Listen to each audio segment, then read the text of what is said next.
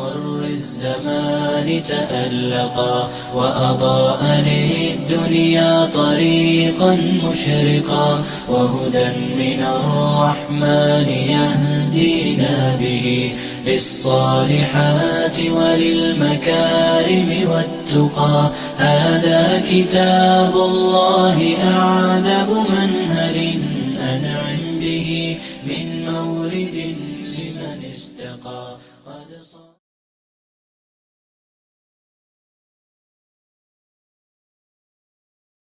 پھر اللہ فرماتے ہیں کہ وما نرسل المرسلین الا مبشرین و منذرین، ٹھیک ہے، اور اللہ فرماتے ہیں کہ ہم رسولوں علیہ السلام کو بشارت دینے والا اور ڈرانے والا بنا کر بھیجتے ہیں۔ اب یہ اکثر ذکر آتا ہے کہ رسولوں کو اللہ تعالیٰ جو ہے مبشر اور منذر بنا کر بھیجتے ہیں، کیونکہ جو رسول ہوتا ہے اس نے ایک تو ڈرانا ہوتا ہے کہ دیکھو اگر تم اللہ کے دین کو نہیں مانو گے، اگر تم اس دین پر نہیں چلو گے تو پھر تمہارے اوپر عذاب کے کوڑے برسیں گے اور تمہیں جو ہے یہ جو خسارہ ہے، جو دائمی خسارہ ہے، اس سے دوچار ہونا پڑے گا۔ یا پھر ان کو بشارتیں دیتے ہیں کہ اگر تم اس کو قبول کر لو گے، اس دین کو، حق کو قبول کر لو گے، تو اللہ تعالیٰ تمہیں ان باغات میں لے کے جائے گا جن کے نیچے نہریں بہتی ہیں، تمہاری دنیا بھی بہتر ہوگی، تمہاری آخرت بھی بہتر ہوگی۔ تو یہ اصل میں انسان کی سائیکالوجی بھی اگر آپ دیکھیں تو وہ ایسی ہی ہے کہ لوگوں کو یا تو اس طرح سمجھا سکتے ہیں آپ کو ڈرا کر کہ دیکھو اگر تم یہ کرو گے تو پھر تمہارے اوپر سزا ہوگی اور تمہیں جو ہے خمیازہ بھگتنا پڑے گا، یا پھر یہ کہ آپ کو موٹیویٹ کر سکتے ہیں کہ اگر آپ یہ کام کرو گے تو اس کا یہ فائدہ آپ کو ہوگا۔ تو یہ دونوں چیزیں جو ہیں ایک بیلنس کے ساتھ جو ہے قرآن مجید میں موجود ہیں۔ یہ بات ضرور ہمیں نظر آتی ہے کہ مکی صورتوں میں کہ انذار کا عنصر غالب نظر آتا ہے، ٹھیک ہے، زیادہ انسان جو ہے وہ انذار سے سمجھتے ہیں، لیکن ذرا پتہ دوسرا پہلو بھی رہنا چاہیے، ٹھیک ہے۔ تو یہ دونوں چیزیں اس لیے جو ہے اللہ تعالیٰ جب رسولوں کا تعارف کرواتے ہیں علیہ السلام تو ساتھ ان کے بارے میں یہ ضرور بتایا جاتا ہے کہ یہ مبشر اور منذر تھے۔ تو یہ ایک ضمن بات آ گئی۔ تو اللہ فرماتے ہیں فمن آمن واصلح، تو یہ جو ہم نے بھیجے رسول علیہ السلام، تو جو بھی اب ان کے اوپر ایمان لے آئے گا اور اپنی اصلاح کر لے گا تو پھر اس کے لیے کوئی خوف اور حزن نہیں ہوگا، فلا خوف علیہم ولا هم یحزنون، ٹھیک ہے۔ تو یہ ایک بڑا سمپل سا معاملہ ہے کہ اس دنیا میں اگر آپ خوف اور حزن سے بچنا چاہتے ہیں تو یہ ایک واحد راستہ ہے کہ آپ کو جو اللہ تعالیٰ کی دی ہوئی شریعت ہے اس کو قبول کرنا ہوگا۔ اب سورہ انعام میں جو آیت نمبر 50 سے لے کے 73 کا جو مقام ہے جو ہم دیکھیں گے، تو نبی صلی اللہ علیہ وسلم اس کو جو ہے اس زمن میں کچھ انسٹرکشنز دی گئی ہیں دعوت دین کے حوالے سے، اور آپ کی حوصلہ افزائی بھی کی گئی، کیونکہ آپ کے لیے بڑا مشکل مرحلہ تھا، وہ آپ دعوت دے رہے تھے، اس کا رزلٹ بھی نہیں نکل رہا تھا، آپ کو طرح طرح سے تنگ کیا جا رہا تھا۔ تو اس حوالے سے آپ وسلم کو کچھ اہم انسٹرکشنز دی جا رہی ہیں، اور یہ انسٹرکشنز جو ہیں وہ ایک کسی بھی داعی اللہ کے لیے بھی ہو سکتی ہیں، وہ بہت کچھ ہے سیکھنے کو داعی اللہ کے لیے۔ تو آپ صلی اللہ علیہ وسلم کے حوالے سے اللہ تعالیٰ فرماتے ہیں کہ آپ صلی اللہ علیہ وسلم انہیں کہتے ہیں کہ میرے پاس خزانے نہیں ہیں، نہ ہی کوئی علم غیب ہے میرے پاس، نہ ہی میں یہ کہتا ہوں کہ میں کوئی فرشتہ ہوں، یہ کوئی میرا کلیم نہیں ہے، میں تو خود اس وحی کا اتباع کر رہا ہوں جو کہ میرے اوپر نازل ہوئی، ٹھیک ہے۔ میں اللہ کا پیغمبر ہوں، تمہاری طرف جو ہے بھیجا گیا ہوں، تو میں اللہ کا پیغام پڑھ کے سنا رہا ہوں اور خود بھی اس کی اتباع کرنے کا پابند ہوں۔ پھر اس قرآن کے ذریعے اللہ فرماتے ہیں انہیں ڈرا دیجئے جو آخرت میں حشر کی پیشی سے ڈرتے ہیں تاکہ وہ عذاب سے بچ سکیں، انہیں اپنے سے دور نہ کریں۔ اچھا، ایک جو بڑا اہم معاملہ جو ہے یہاں پہ اب زیر بحث آ رہا ہے، اور پورے قرآن میں یہ موضوع ہے، زیر بحث آیا ہے، اس کا کلائمیکس جو ہے وہ ہوگا سورہ عبس کے اندر، کہ جب آپ حق کی دعوت پیش کرتے ہیں تو اس کو یا تو قبول کرنے والے لوگ ہوتے ہیں یا اسے اعراض کرنے والے لوگ ہوتے ہیں، ٹھیک ہے۔ کچھ لوگ ہوتے ہیں جو اس کو قبول کرنا چاہتے ہیں، منیب ہوتے ہیں، ان کے دل میں انابت ہوتی ہے، جھکاؤ ہوتا ہے حق کو سمجھنے کی طرف، اور کچھ لوگ ہوتے ہیں جو اسے اعراض کرنے والے ہوتے ہیں۔ تو وہ لوگ جو سمجھنا چاہتے ہیں، جن کے اندر انابت ہے، اللہ تعالیٰ کے نزدیک وہ بہت اہم ہے، ٹھیک ہے، ان کو کبھی بھی جو ہے اگنور نہیں کیا جا سکتا، ان کو ٹاپ پرائرٹی دینی ہوگی۔ تو یہ اللہ تعالیٰ یہاں پہ اس بات کو واضح کر رہے ہیں کہ انہیں اپنے سے دور کبھی نہ کریں جو صبح شام اللہ کو پکارتے ہیں، وَلَا تَطْرُدِ الَّذِينَ يَدْعُونَ رَبَّهُمْ بِالْغَدَاوَةِ وَالْعَشِيِّ، کہ یہ صبح شام جو ہے اللہ تعالیٰ کو پکارتے ہیں، یریدون وجہا، اور ہر وقت جو ہے اللہ کی رضا کے طالب رہتے ہیں، تو ان کو اپنے پاس سے کبھی آپ علیحدہ نہ کیجیے گا۔ ما علیک من حسابہم من شیء وما من حسابک علیہم من شیء، ٹھیک ہے، ان کا حساب ذرا بھی آپ کے متعلق نہیں ہے، اور آپ کا حساب ذرا بھی ان کے متعلق نہیں ہے کہ آپ ان کو یہاں سے نکال دیں، ٹھیک ہے۔ تو فتطردہم فتکون من الظالمین، اگر آپ نے ایسا کیا تو پھر آپ ظالموں میں سے ہو جائیں گے، ٹھیک ہے۔ تو یہ جو نیک لوگ تھے، ان میں سے ہر کوئی جو ہے ویل آف نہیں تھا، بعض لوگوں کا سوشل سٹیٹس ایسا تھا کہ یہ غریب لوگ تھے۔ تو یہ جو سردار تھے یہ آپ کے اوپر پریشر ڈالتے تھے کہ دیکھیں ہم آپ کی محفل میں بیٹھنا تو چاہتے ہیں، ہم جاننا تو چاہتے ہیں، لیکن آپ کے جو یہ ساتھی ہیں یہ بڑے رذیل لوگ ہیں، سوسائٹی میں تو ان کا کوئی مقام نہیں ہے، تو اس لیے ہم آپ کے ساتھ نہیں بیٹھیں گے جب تک کہ آپ ان کو اپنے پاس سے ہٹا نہ دیں۔ تو یہ دیگر انبیاء رسول اللہ علیہ وسلم کو بھی یہی کہا گیا، ٹھیک ہے، اور تو رسول اللہ علیہ وسلم کو بھی یہ کہا گیا۔ تو اللہ فرماتے ہیں کہ ان کو آپ کبھی بھی اپنے پاس سے آپ نے ہٹانا نہیں ہے۔ اللہ فرماتے ہیں یہ تو اللہ تعالیٰ نے ان سرداروں کا امتحان رکھا ہوا ہے اصل میں، کہ یہ اس بیریئر کو توڑ کر حق کو قبول کرتے ہیں یا نہیں۔ ان کا اصل میں جو ہے نا سوشل سٹیٹس وہ آڑے آیا ہوا ہے، تو وہ قربان کرنا پڑے گا۔ لن تنالوا البر حتی تنفقوا مما تحبون، وہ تو ہم اصول پڑھ چکے ہیں کہ جب تک جو چیز تمہیں عزیز ہے اس کو تم قربان کرنے کو تیار نہیں ہو، حق نہیں تمہیں سمجھا سکتے، تم نیکی کی اصل نہیں پا سکتے۔ تو یہ اللہ تعالیٰ ان کا امتحان ہے۔ اس کے بعد جو لوگ بھی ایمان لانے کے لیے آپ کے پاس آئیں تو آپ انہیں ویلکم کریں، خوش آمدید کہیں، کیونکہ جو بھی غلطی کے بعد توبہ کر لیتا ہے اور اصلاح کر لیتا ہے تو اللہ غفور رحیم ہے اس کے لیے۔ اللہ بھی تو دیکھیں کس طرح ویلکم کرتا ہے اس کو جو اللہ کی طرف پلٹ کے آتا ہے۔ اللہ تعالیٰ اپنے بندے کو بھی یہی انسٹرکشن دیتا ہے کہ جو حق کی طرف پلٹ آئے اس کو ویلکم کرنا ہے آپ نے۔ اسی طرح اللہ بیان کرتا ہے کہ اپنی آیات تاکہ مجرموں کا راستہ واضح ہو جائے، یعنی قرآن مجید جو ہے صرف یہ نہیں کہ صراط مستقیم کو واضح کرنے کے لیے ہے، بلکہ اس کا مقصد یہ بھی ہے کہ سبیل المجرمین جو ہے، مجرموں کا راستہ، وہ بھی بالکل واضح ہو جائے۔ تو یہ بھی ایک مقصد ہے قرآن کا کہ سبیل المجرمین یعنی مجرموں کا راستہ بھی واضح ہو جائے، صراط مستقیم بھی واضح ہو جائے لیکن ساتھ مجرموں کا راستہ بھی واضح ہو جائے۔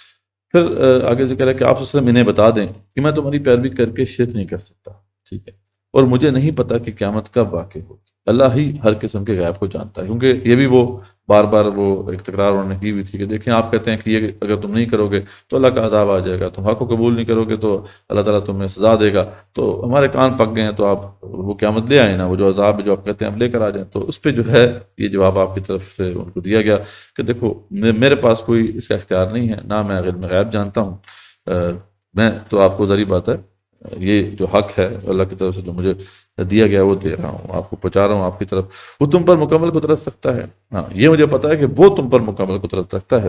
اس کی ایک بڑی نشانی جان قبض کرنے والے فرشتے، تم خود دیکھ لو جب موت تمہارے اوپر وارد ہوتی ہے کسی کے اوپر تو وہ جان قبض کرنے والے فرشتے آ جاتے ہیں، تو پھر کوئی ان سے پھر چھڑا نہیں سکتا اپنی جان کو اس وقت۔ تو یہ ایک دلیل کے طور پر تمہیں بتا رہا ہوں کہ اس کی کامل قدرت تمہارے اوپر ہے۔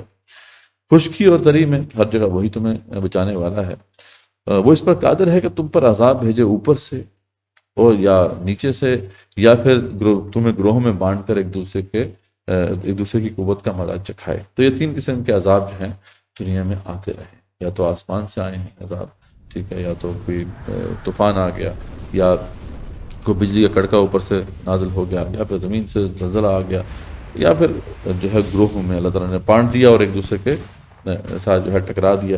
اب وہ پتہ ہے کہ اگر آپ دیکھیں آج بھی کہ وہ سوسائٹی جہاں پہ سول وار ہوتی ہے تو جو تباہی اس کی وجہ سے پھیلتی ہے وہ آپ امیجن نہیں کر سکتے کہ وہ اس قسم کی تباہی جو ہے کسی زلزلے سے جو ہے وہ رونما ہو، یا اس قسم کی تباہی جو ہے کسی طوفان کے نتیجے میں جو ہے سامنے آئے۔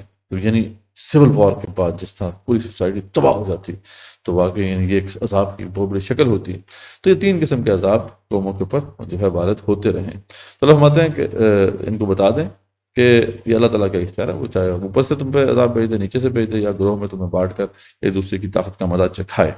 جب آپ دیکھیں گے کہ لوگ فضول باتوں میں لگے ہوئے ہیں تو ان سے پھر الگ ہو جائیں۔ اب انسٹرکشنز ہیں آپ صلی اللہ علیہ وسلم کو، اور بڑی اہم انسٹرکشنز ہیں ایک داعی اللہ کے لیے بھی، کہ جب آپ کسی سے بات کر رہے ہوں اور وہاں پہ جو انوائرمنٹ ہے یا ماحول ہے وہ ایسا نہ ہو کہ وہاں پہ وہ حق بات سننے یا سمجھنے کا ایک سلسلہ ابھی نظر آ رہا ہے، تو آپ کو چاہیے کہ اس وقت وہاں سے چلے جائیں اور وہاں یہ بات حق بات پیش نہ کریں، کیونکہ ذریعہ بات ہے لوگوں کا بھی مزاج وہاں پہ نہیں ہے۔ تو یہی بتایا جا رہا ہے کہ جب آپ دیکھیں کہ لوگ فضول باتوں میں لگے ہوئے ہیں تو ان سے الگ ہو جائیں، یہاں تک کہ وہ کسی اور بات میں مشغول ہو جائیں۔ اور اگر شیطان بلا دے تو جب یاد آ جائے تو اس وقت الگ ہو جائیں، ٹھیک ہے۔ بعض اوقات ایسا ہو سکتا ہے کہ آپ دعوت دے رہے ہوں اور وہ لوگ فضول باتوں میں لگے ہوں، شیطان آپ کو یہ جو ٹیکٹک ہے یہ بلا دے، تو لیکن جیسے ہی یاد آئے تو پھر آپ کو فوراً جو ہے ریٹریٹ کرنا ہے، اور پھر دوبارہ کبھی موقع ملے تو ان کو یہ بات سمجھانی ہے۔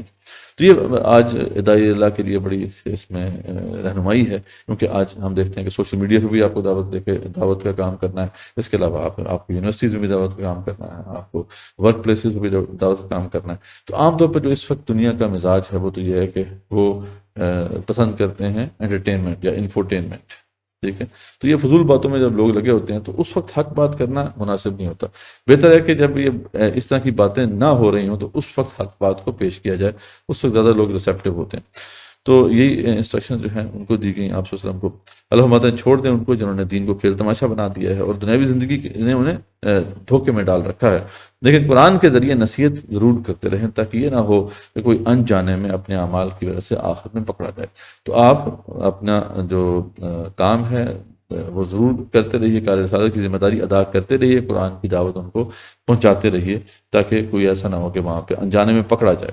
شرک کرنے والے ایسے ہیں جیسا کہ وہ شخص جسے شیطان نے جنگل میں پھٹکا دیا، ٹھیک ہے، اور وہ حیران پھر رہا، ٹھیک ہے، جیسے شیطان کا کسی کے اوپر اثر ہو جاتا ہے اور پھر وہ مجنون بن کے آگے پیچھے پھر رہا ہوتا ہے، تو یہ ایسی ان کی حالت ہے۔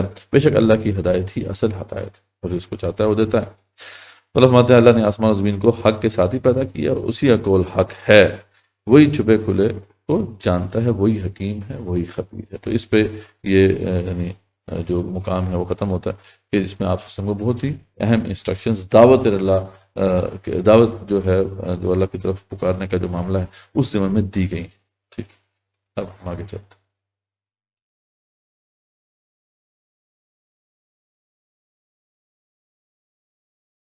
اب آیت نمبر 74 سے پھر 94 تک ایک بہت عظیم ہستی کا ذکر دوبارہ سے آیا ہے، اور یہ ایسی ہستی ہیں کہ جب بھی ان کا ذکر آتا ہے قرآن مجید میں بڑی شان سے آتا ہے۔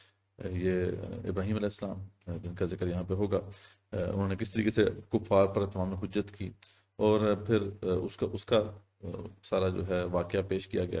پھر دیگر انبیاء علیہ السلام کی جو شرک کے خلاف ایک سٹرگل ہے اس کا ضمناً ذکر ہے، اور قرآن کی عظمت کا بیان ہے۔ تو اب ہم اس کو دیکھتے ہیں۔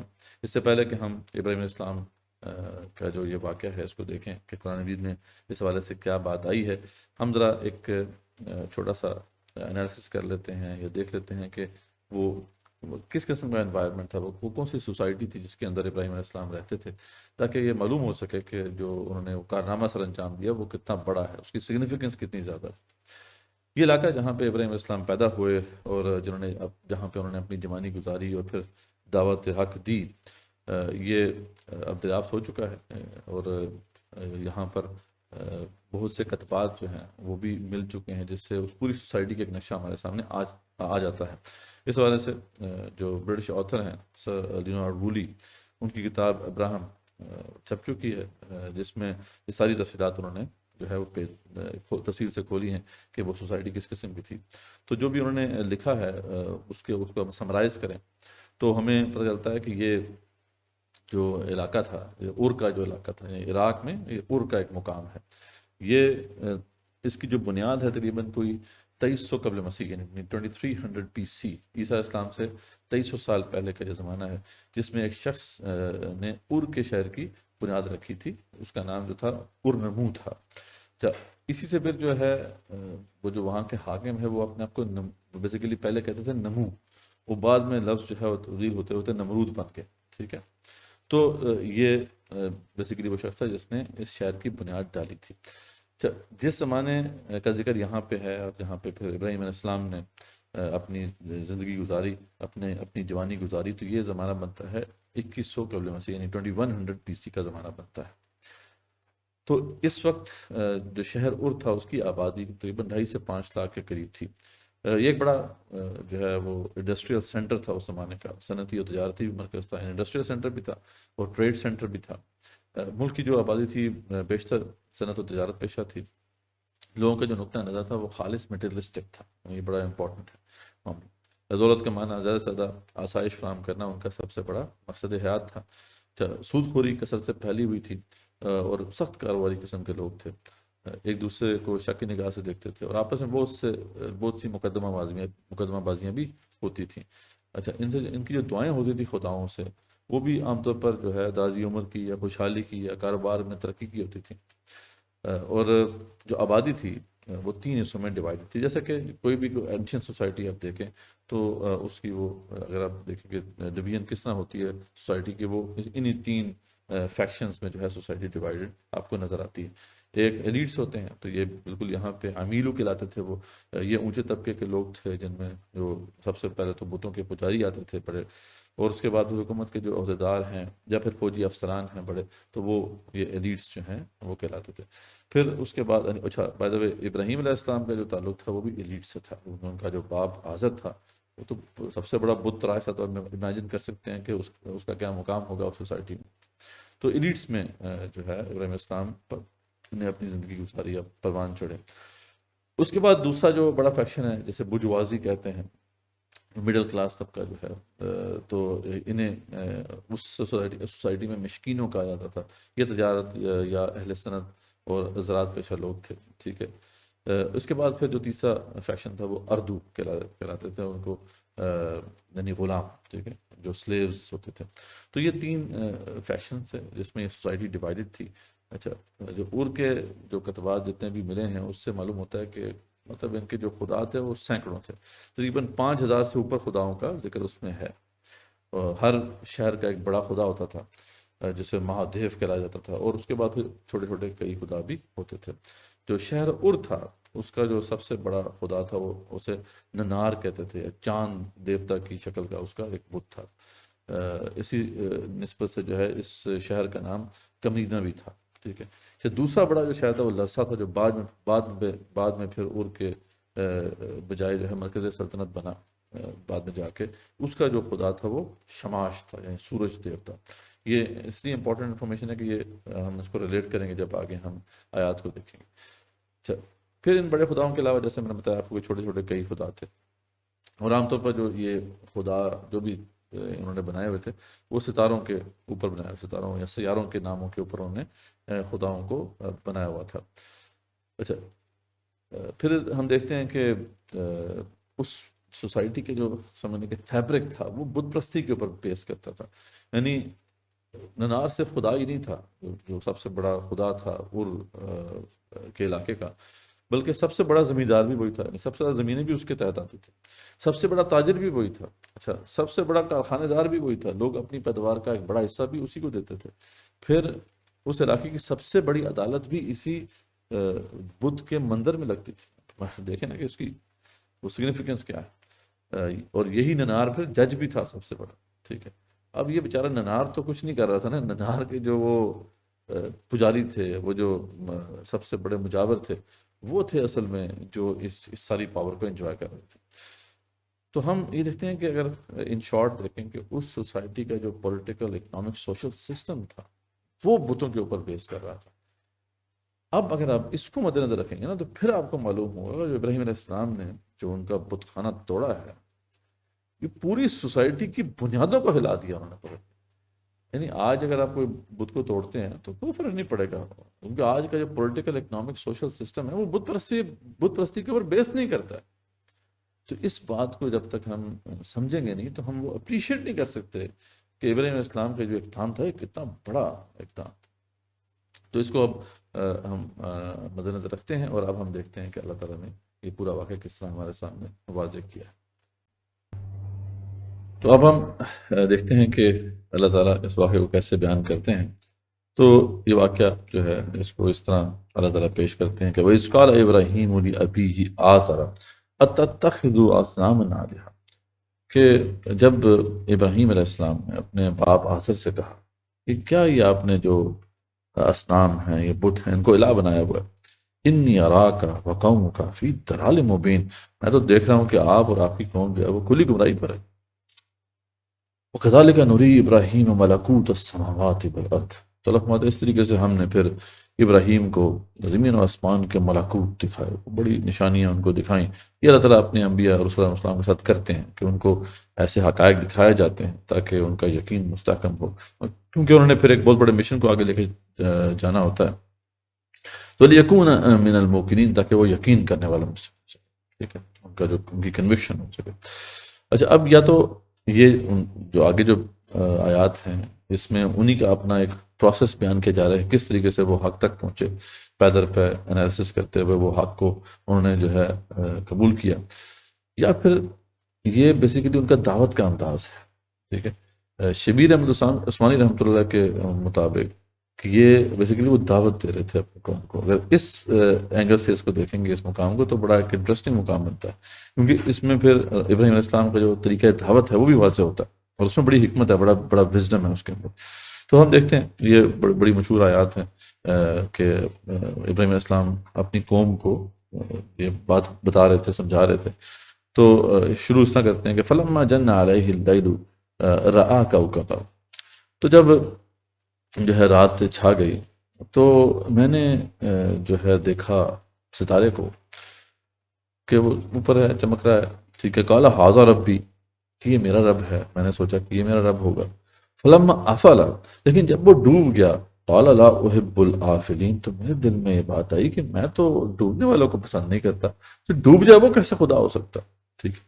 فلما رأى القمر بازغا، پھر جب میں نے دیکھا چاند کو وہ چمک رہا تھا، تو قال ھذا ربی، تو دل میں میرا یہ خیال آیا کہ یہ میرا رب ہے۔ فلما افل، لیکن جب وہ بھی ڈوب گیا، اور اپنے رب سے میں نے پکارا کہ اے رب، اگر تو نے مجھے ہدایت نہ دی، لأکونن من القوم الضالین، تو میں تو پھر گمراہ لوگوں میں سے ہو جاؤں گا۔ نہیں، مجھے اب سمجھ نہیں آ رہا ہے، انسان داری بات اپنی انٹلیکچوئل انکوائری پہ جب وہ آگے چلتا رہتا ہے، ایک مقام ایسا آتا ہے جب انسان بے بس ہو جاتا ہے، اس سے معلوم نہیں ہوتا کہ اب آگے کیسے جائے۔ تو اگر تو یہ بات ہم درست مان لیں کہ یہ ابراہیم علیہ السلام کے اپنے جو ہے حق تک پہنچنے کا یہ سارا سفر ہے، تو تبھی یہ بات غلط نہیں معلوم ہوتی کہ انسان اسی طریقے سے جو ہے انالیسس کرتے ہوئے آگے بڑھتا ہے، ٹھیک ہے۔ پہلے وہ ایک تصور قائم کرتا ہے، پھر اس کو کریٹیکلی انالائز کرتا ہے، پھر دوسرا تصور قائم کرتا ہے، اور اس طرح آگے بڑھتا جاتا ہے، اور پھر ایک وقت ایسا آتا ہے جب انسان بے بس ہو جاتا ہے۔ تو ابراہیم علیہ السلام جو ہے شاید اس مقام پہ پہنچے جب وہ ایک ان کو اب معلوم نہیں ہو رہا تھا کہ آگے اب وے فارورڈ کیا ہوگا، تو دل سے ایک آہ نکلتی ہے اس وقت، ایک طالب حق کے دل سے پھر وہ صدا نکلتی ہے کہ، اور وہ صدا کس سے کر رہا ہوتا ہے؟ ایک یہ تو ہمارے اندر وہ جذبہ انیٹ ہے ہی نا، کوئی نہ کوئی ہستی تو ہے، کوئی تو ہے جو نظام ہستی چلا رہا ہے، وہی خدا ہے۔ تو دل سے ایک آہ سے نکلتی ہے کہ اے رب، اگر تو ہے، جیسا کہ معلوم ہو رہا ہے کہ تو ہے، تو مجھے راستہ دکھا دے، ٹھیک ہے، مجھے گائیڈ کر دے۔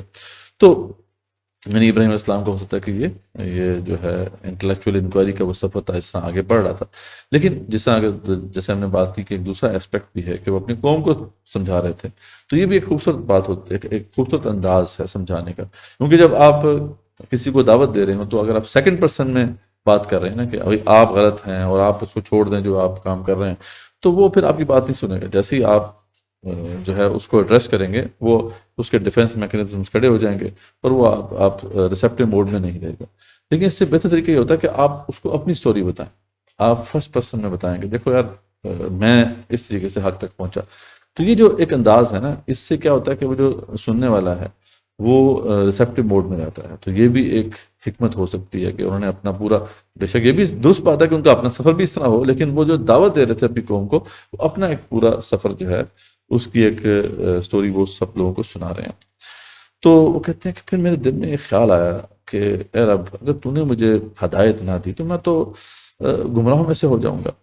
فلما رأى الشمس بازغا، پھر جب میں نے سوچو دیکھا وہ چمک رہا تھا، قال ھذا ربی، تو میرے دل میں اس کا خیال آیا کہ یہ میرا رب ہے، ٹھیک ہے۔ میں نے کہا یہ میرا رب ہے، ھذا اکبر، یہ تو سب سے بڑا ہے۔ فلما افلت، لیکن جب وہ بھی ڈوب گیا، قال یا قومی، اب یہاں پہ ہے جو ضرب لگانے والی بات ہے۔ ابراہیم علیہ السلام کا ایک انداز ہے اپنا، وہ ضرب لگاتے ہیں، اور اتنی زور کی ضرب لگاتے ہیں کہ پھر اگلا بندہ ہل جاتا ہے، ٹھیک ہے۔ یہ ان کے جو دیگر مکالموں میں بھی آپ کو نظر آتا ہے، جو نمرود کے ساتھ ان کا مکالمہ ہے، اس میں بھی ایسی ضرب لگائی تھی ان کو، اور نمرود کو بھائی جو ہے میرا رب تو وہ ہے کہ جو زندہ بھی کرتا ہے وہ مارتا بھی ہے۔ اب یہ اس کو ٹریپ کیا ہے ادھر نمرود کو، نمرود نے کہا یہ تو میں بھی کر سکتا ہوں، پھر وہ ضرب لگائی، اچھا میرا رب تو وہ ہے جو مشرق سے سورج کو نکالتا ہے اور مغرب میں لے کے جاتا ہے، تو اگر رب ہے تو مغرب سے نکال کے دکھا، فبہت الذی کفر، الفاظ وہ مبہوت رہ گیا، وہاں پہ ہل گیا۔ یہاں پہ پھر انہوں نے ضرب لگائی ہے سیکنڈ پرسن، فلما افلت، جب وہ بھی ڈوب گیا، یا قوم، یا میری قوم، انی بریء مما تشرکون، میں بری ہوں اس سے جن کو تم شریک بنا رہے ہو، انی وجہت وجہی للذی فطر السماوات والارض حنیفا، میں نے تو اپنا چہرہ، اپنا رخ اس ذات کی طرف کر دیا ہے جو زمین و آسمان کا خالق ہے، سیدھے ہو کے میں نے اب اس کی طرف اپنا رخ کر لیا ہے، وما انا من المشرکین، اور میں مشرکوں میں سے ہرگز نہیں۔ یعنی اب آپ امیجن کر سکتے ہیں کہ قوم کو ایک دم جھٹکا لگا ہوگا، یار یہ ہمارے ساتھ ہوا کیا، کہ ان کو اس جرنی پر لے کے گئے۔ اور اب یہاں پہ آپ ریلیٹ کریں کہ ان کے جتنے بھی خدا تھے، ان میں جو بڑے خدا کون کون سے تھے، ایک وہ تھا جو چاند کے اوپر بنا ہوا تھا، دوسرا جو خدا تھا وہ سورج کے اوپر بنا ہوا تھا، اور باقی چھوٹے چھوٹے خدا تھے وہ ستاروں کے اوپر بنے ہوئے تھے۔ تو اس طریقے سے انہوں نے ایک طرح سے ان کے وہ سارے بت جو تھے ان کو اڑا کے رکھ دیا ان کے ذہنوں سے۔ یعنی ایک تو ہے کہ جو فزیکل بت تھے ان کو تو بعد میں توڑا انہوں نے، لیکن جو ان کے مائنڈز میں بت بنے ہوئے تھے ان کو انہوں نے کرش کر کے رکھ دیا۔ اور اس سے ایک حکمت دعوت بھی ہمارے سامنے کھلتی ہے کہ جب آپ بھی اپنے دور میں دعوت حق لے کے کھڑے ہوں گے، دعوت توحید لے کے کھڑے ہوں گے، تو پہلے آپ نے بتوں کو یہاں سے ختم کرنا ہے، کرش کر دینا ہے ان بتوں کو، جیسے ابراہیم علیہ السلام نے کیا ہے۔ تو آگے پھر الفاظ آئیں گے کہ ابراہیم علیہ السلام کو ہم نے پھر حجت عطا کی تھی، تو اس کو ہم ابھی دیکھتے ہیں۔ تو اس پر جو ہے قوم جھگڑا کرنے لگی ان سے اور اپنے معبودوں سے ڈرانے لگی، ٹھیک ہے، دیکھو ابراہیم تم ایسی باتیں کر رہے ہو، ہمارے جو ہے نا یہ جو بت ہیں تمہیں چھوڑیں گے نہیں، ہمارے خدا تمہیں چھوڑیں گے نہیں۔ اس پہ پھر ابراہیم السلام نے دو ٹوک جواب دیا ہے۔ وہ کیا جواب دیتے ہیں؟ وہ کہتے ہیں کیف اخاف ما اشرکتم ولا تخافون انکم اشرکتم باللہ، میں کیسے ڈروں ان معبودوں سے، ٹھیک ہے، جن سے تم مجھے ڈرا رہے ہو، جبکہ تم نہیں ڈر رہے اس بات سے کہ تم اللہ کے ساتھ شریک ٹھہرا رہے ہو۔ ما لم ينزل به علیکم سلطانا، یعنی یہ جو بت جو جن سے تم مجھے ڈرا رہے ہو اس کے اوپر کیا دلیل ہے تمہارے پاس؟ یہ ہے، یعنی جتنے بھی انبیاء علیہ السلام ہیں وہ ریشنل دعوت ہی پیش کرتے تھے، وہ اندھے پہرے کی دعوت پیش نہیں کرتے تھے کہ جناب آپ بلائنڈ فیتھ ہے بس آپ مان لیں ہم کہہ رہے ہیں۔ وہ کہتے ہیں کہ کوئی دلیل نہیں ہے آپ کے پاس، کوئی بنیاد نہیں ہے، کوئی سلطان نہیں ہے اللہ نے نازل کی اس کے لیے کہ جن کو تم بت بنا رہے ہو، جن کو تم خدا بنا رہے ہو، اس کے بارے سے کوئی دلیل ہے تمہارے پاس، کوئی سلطان ہے تمہارے پاس؟ جب نہیں ہے تو میں کیوں خوف کھاؤں ان سے، ٹھیک ہے، بلکہ تمہیں خوف کھانا چاہیے اس اللہ سے جن کے ساتھ تم شریک ٹھہرا رہے ہو۔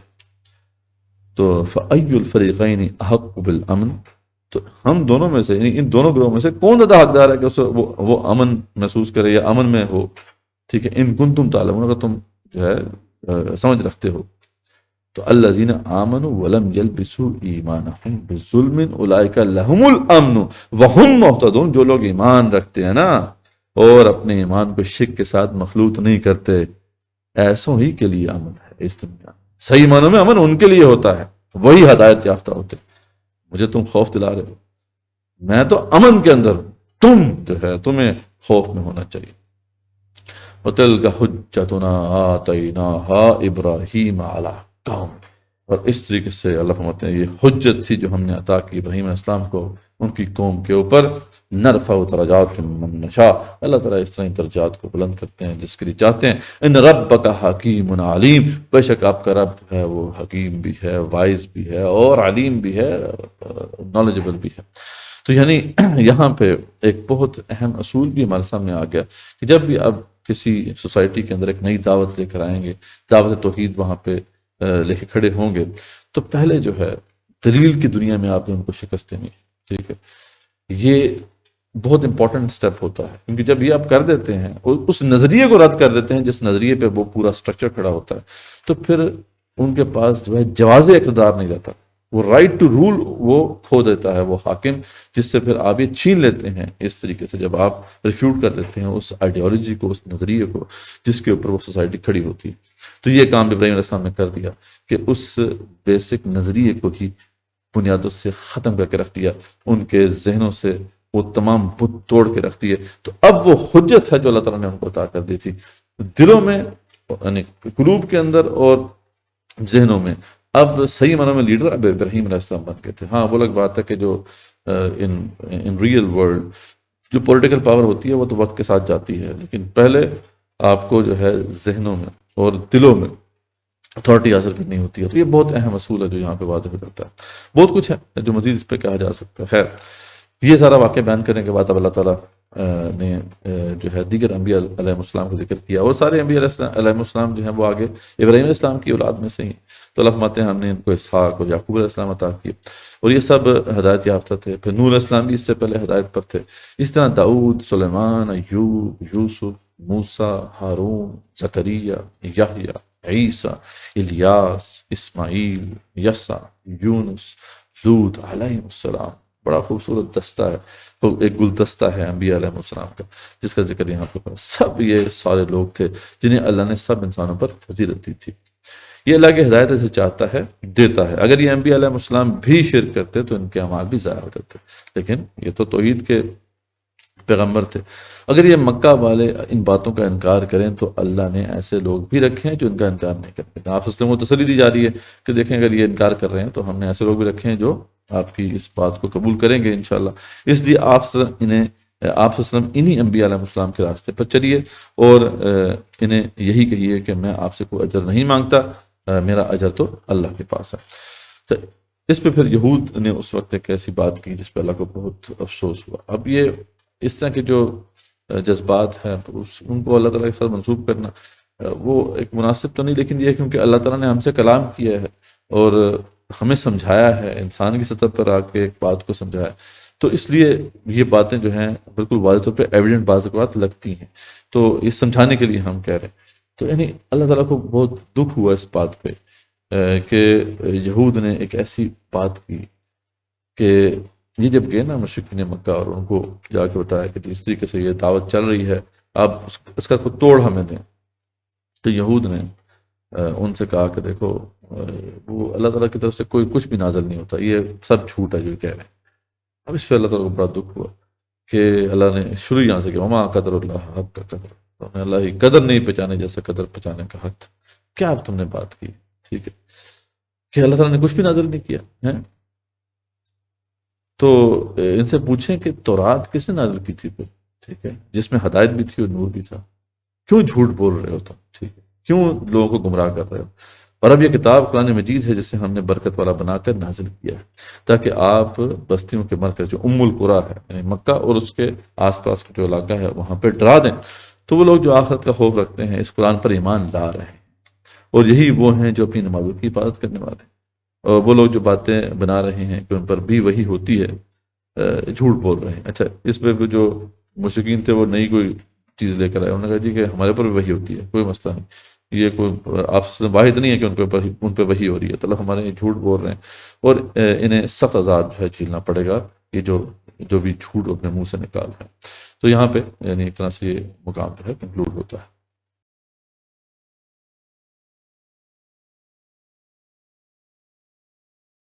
آیت نمبر 95 سے لے کے پھر 110 تک کا یہ مقام ہے. اس میں توحید کے اسبات کے دلائل دیے گئے ہیں. اچھا، شرک کی نفی ہے اور حق قبول نہ کرنے والوں کا ایک انجام، ایک پورا جو انجام ہے اس کو واضح کیا گیا. آغاز بڑی خوبصورت آیات سے ہوتا ہے. اللہ فرماتے ہیں اعوذ باللہ من الشیطان الرجیم ان اللہ فالق الحب والنوى، بے شک اللہ تعالیٰ دانے کو اور گٹھلیوں کو پھاڑنے والا. یہیں سے وہ لائف کا آغاز ہوتا ہے نباتات کی دنیا میں. تو وہ خوبصورت آپ دیکھیں کہ وہ قوم جو بیج ہیں وہ پھٹتے ہیں، گٹھلیاں پھٹتی ہیں اور اس سے پھر جو ہے پودے نکلتے ہیں. یہ وہ جگہ ہوتی ہے نا جیسے رحم مادر میں وہ نطفے سے اللہ تعالیٰ جب انسان پیدا کرتا ہے، تو بالکل اس کو آپ ریلیٹ کریں نباتات کی دنیا میں، تو پھر یہ بڑا ایک اہم مقام ہے جس میں صرف آپ اس کو دیکھ سکتے ہیں، آپ اس میں اس پروسیس میں انٹروین نہیں کر سکتے. اللہ تعالیٰ کی یہ ایسی دلیل ہے اللہ تعالیٰ کے وجود کے اوپر کہ کوئی کون ڈینائی کر سکتا ہے کہ اللہ تعالیٰ کیسے تخلیق کر رہا ہے. آپ بس اسپیکٹیٹر ہیں، بس دیکھ رہے ہیں، بس آپ اس پہ کوئی انٹروین نہیں کر سکتے. وہ اسی طریقے سے آپ نے کنڈیشنز دینی ہیں اس کو، جو کنڈیشنز جو ہیں طے ہیں، لیکن وہ پروسیس خود بخود ہوتا ہے جو اللہ کی طرف سے طے ہے، اور اس کے اندر آپ انٹروین کریں گے تو وہ خراب ہی کریں گے اسے، آپ اسے کوئی اس کے اندر کنٹریبیوٹ نہیں کر سکتے.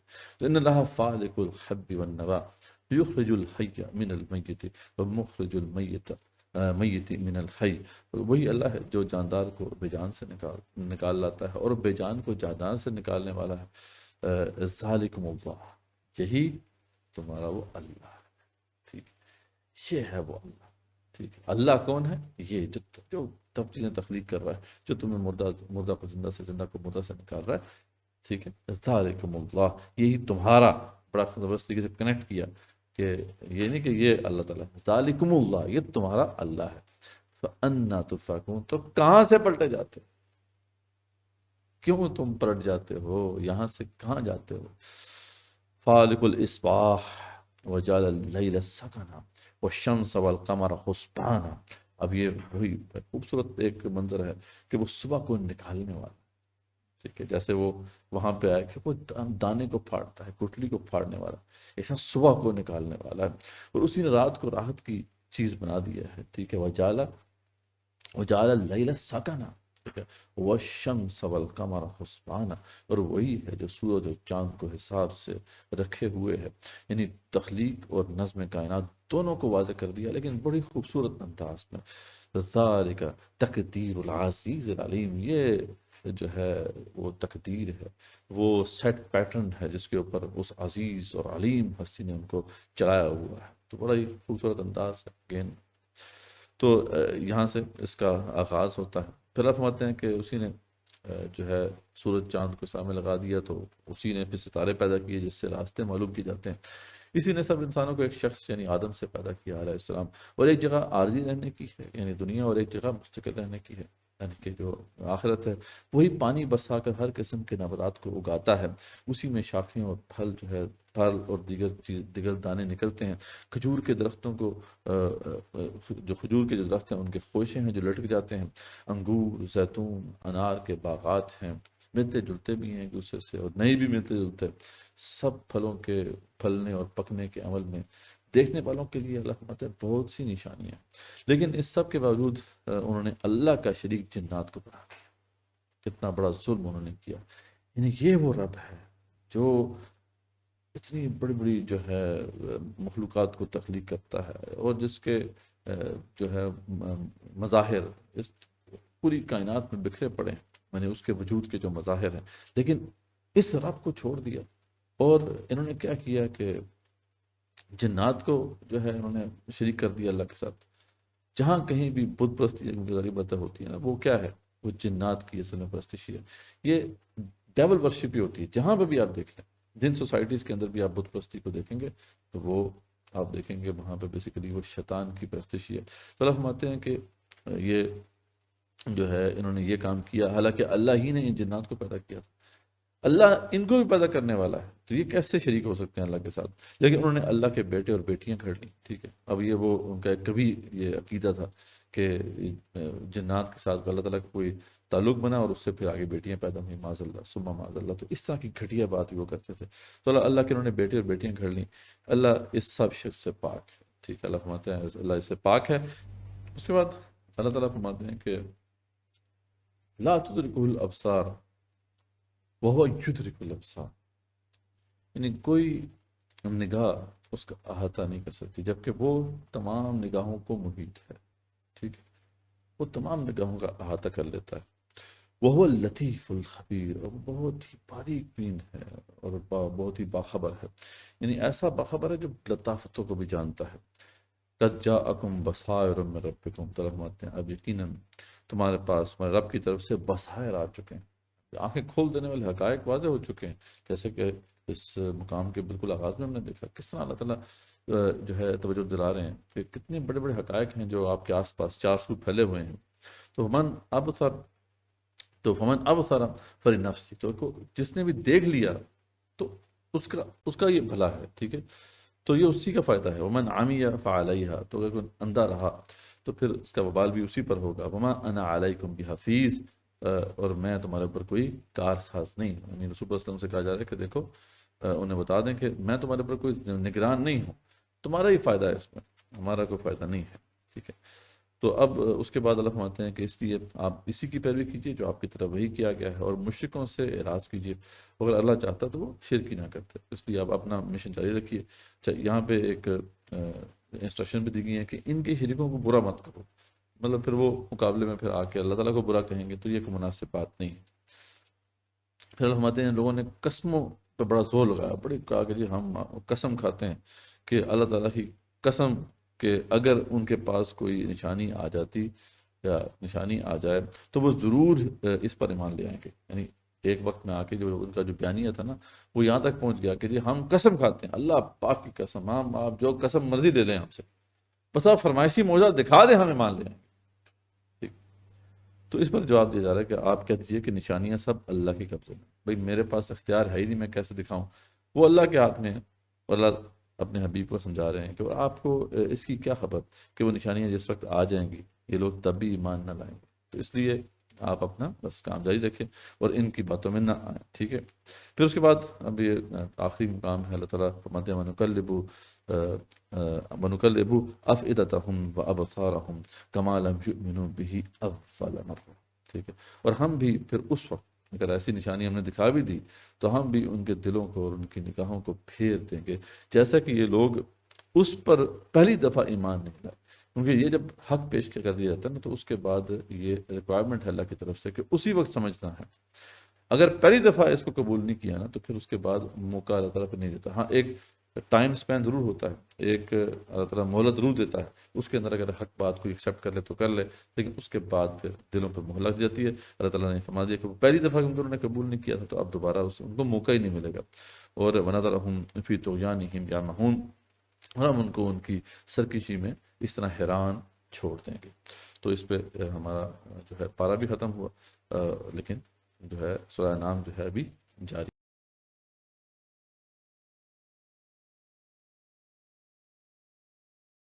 آیت نمبر 111 اب ایک طرح سے کنکلوڈنگ آیت ہے، وہ جو مضمون ہم نے پہلے دیکھا ہے جو سورہ انعام کے آغاز سے چل رہا ہے کہ فرمائشی معجزات جو ہیں وہ اللہ تعالیٰ نہیں دکھائیں گے۔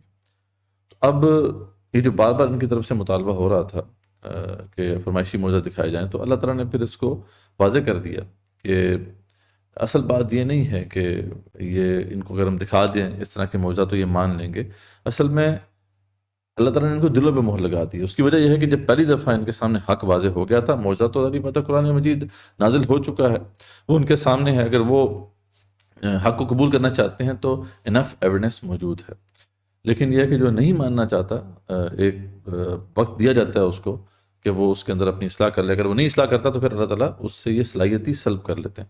تو یہ بیسیکلی ہوا ہے ان کے ساتھ۔ تو اللہ فرماتے ہیں اس پورے جو مضمون کو یہاں پہ کنکلوڈ اللہ تعالیٰ فرما رہے ہیں کہ وَلَوْ أَنَّنَا نَزَّلْنَا إِلَيْهِمُ الْمَلَائِكَةَ، کہ اگر ہم نازل کر دیتے ہیں ان کے لیے ملائکہ، جیسے یہ کہہ رہے ہیں ملائکہ کیوں نہیں اترے، وَكَلَّمَهُمُ الْمَوْتَى، یا مردے ان سے باتیں کرنا شروع کر دیتے، وَحَشَرْنَا عَلَيْهِمْ كُلَّ شَيْءٍ قُبُولًا، اور ان کے لیے ہم موجودات کی ہر شے جو ہے، ہر قسم کے جو موجودات ہیں وہ ان کے لیے جمع کر کے دکھا دیتے، تب بھی وما کانوا، اچھا ما کانوا لیؤمنوا، تو تب بھی یہ ایمان نہ لاتے، الا ان یشاء اللہ، جب تک کہ اللہ نہ چاہتا۔ اصل بات یہ ہے، رسول اللہ صلی اللہ علیہ وسلم اس بات کو ضرور آپ سمجھیں، یعنی آپ اپنے حبیب کو اللہ تعالیٰ سمجھا رہے ہیں اور ان کے ذریعے سے اب ہمیں بھی یہ پیغام دے رہے ہیں کہ دیکھیں اللہ نے جب نہیں چاہا تو اب کوئی بھی ان کو ہدایت نہیں دے سکتا، کیونکہ رسول اللہ صلی اللہ علیہ وسلم کے دل میں خواہش پیدا ہو گئی تھی کہ آپ اللہ تعالیٰ جو ہیں اس طرح کا کوئی فرمائشی معجزہ دکھائی دیں تاکہ بہت سے لوگوں کا بھلا ہو جائے۔ تو اللہ تعالیٰ نے اس سارے ماجرے کو یہاں پہ کنکلوڈ کر دیا۔ اللہ فرماتے ہیں وَلَٰكِنَّ أَكْثَرَهُمْ يَجْهَلُونَ، لیکن اکثر لوگ جو ہیں وہ جہالت کی باتیں کر رہے ہیں اور کرتے ہیں، یا جہالت میں ہی پڑے ہوتے ہیں۔ تو یہ ایک طرح سے مضمون یہاں پہ کنکلوڈ ہوا۔ اب اس کے بعد یہ جو آیت نمبر 112 سے لے کے پھر 122 تک کا یہ مقام ہے، اس میں ایک بڑی اہم حقیقت سے پردہ اٹھایا گیا ہے کہ جب بھی ایک حق کی دعوت پیش کی جاتی ہے اور انبیاء رسول علیہ السلام اس کو پیش کرتے ہیں تو ان کے مقابلے میں جنوں اور انسانوں کا ایک الائنس جو ہے وہ کھڑا ہو جاتا ہے، اور وہ آپس میں یہ جو الائنس ہے یہ ایسا نہیں ہے کہ مطلب ان دونوں کا آپس میں کوئی ریلیشن شپ نہیں ہوتا یا کوئی لنک نہیں ہوتا، بلکہ لنک ہوتا ہے، اور یہاں پہ واضح کیا گیا کہ ایک دوسرے کو میسیجز بھی پہنچاتے ہیں اور وہ سکھاتے ہیں، سمجھاتے ہیں ایک دوسرے کو کیسے ہم نے حق کی مخالفت کرنی ہے۔ اب اس کا جو طریقہ یہاں پہ بتایا گیا کہ زخرف القول، یعنی ایسا دل کو مو لینے والا، یعنی چکنی چپڑی باتیں جسے کہتے ہیں.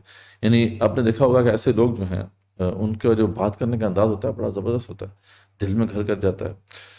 تو ان کو وہ اس طریقے سے طریقہ سکھاتے ہیں کہ وہ ایسی بات اتنے اچھے طریقے سے کریں کہ لوگوں کو پتہ ہی نہ چل سکے اس کے اندر باطل پہلو کون سا ہے، اس کے اندر جو ہے کفر کا پہلو کون سا ہے. تو یہ سارا جو فنامنا ہے اللہ تعالیٰ نے یہاں پہ اس کو واضح کر دیا. اور اس کے اگزامپل کے طور پہ کچھ جو ہے ایشوز بھی اللہ تعالیٰ نے ہائی لائٹ کیے ہیں کہ اس زمانے میں جب رسول اکرم صلی اللہ علیہ وسلم نے حق کو پیش کیا تو کیسے یہ جو الائنس تھا انہوں نے گٹھ جوڑ کر کے ایک سیدھی سی بات، ایک سمپل سی بات ہے، اس کے اندر جو ہے کنفیوژن پیدا کرنے کی کوشش کی. تو اللہ فرماتے ہیں وَكَذَلِكَ جَعَلْنَا لِكُلِّ نَبِيٍّ عَدُوًّا شَيَاطِينَ الْإِنسِ وَالْجِنِّ يُوحِي بَعْضُهُمْ إِلَىٰ بَعْضٍ.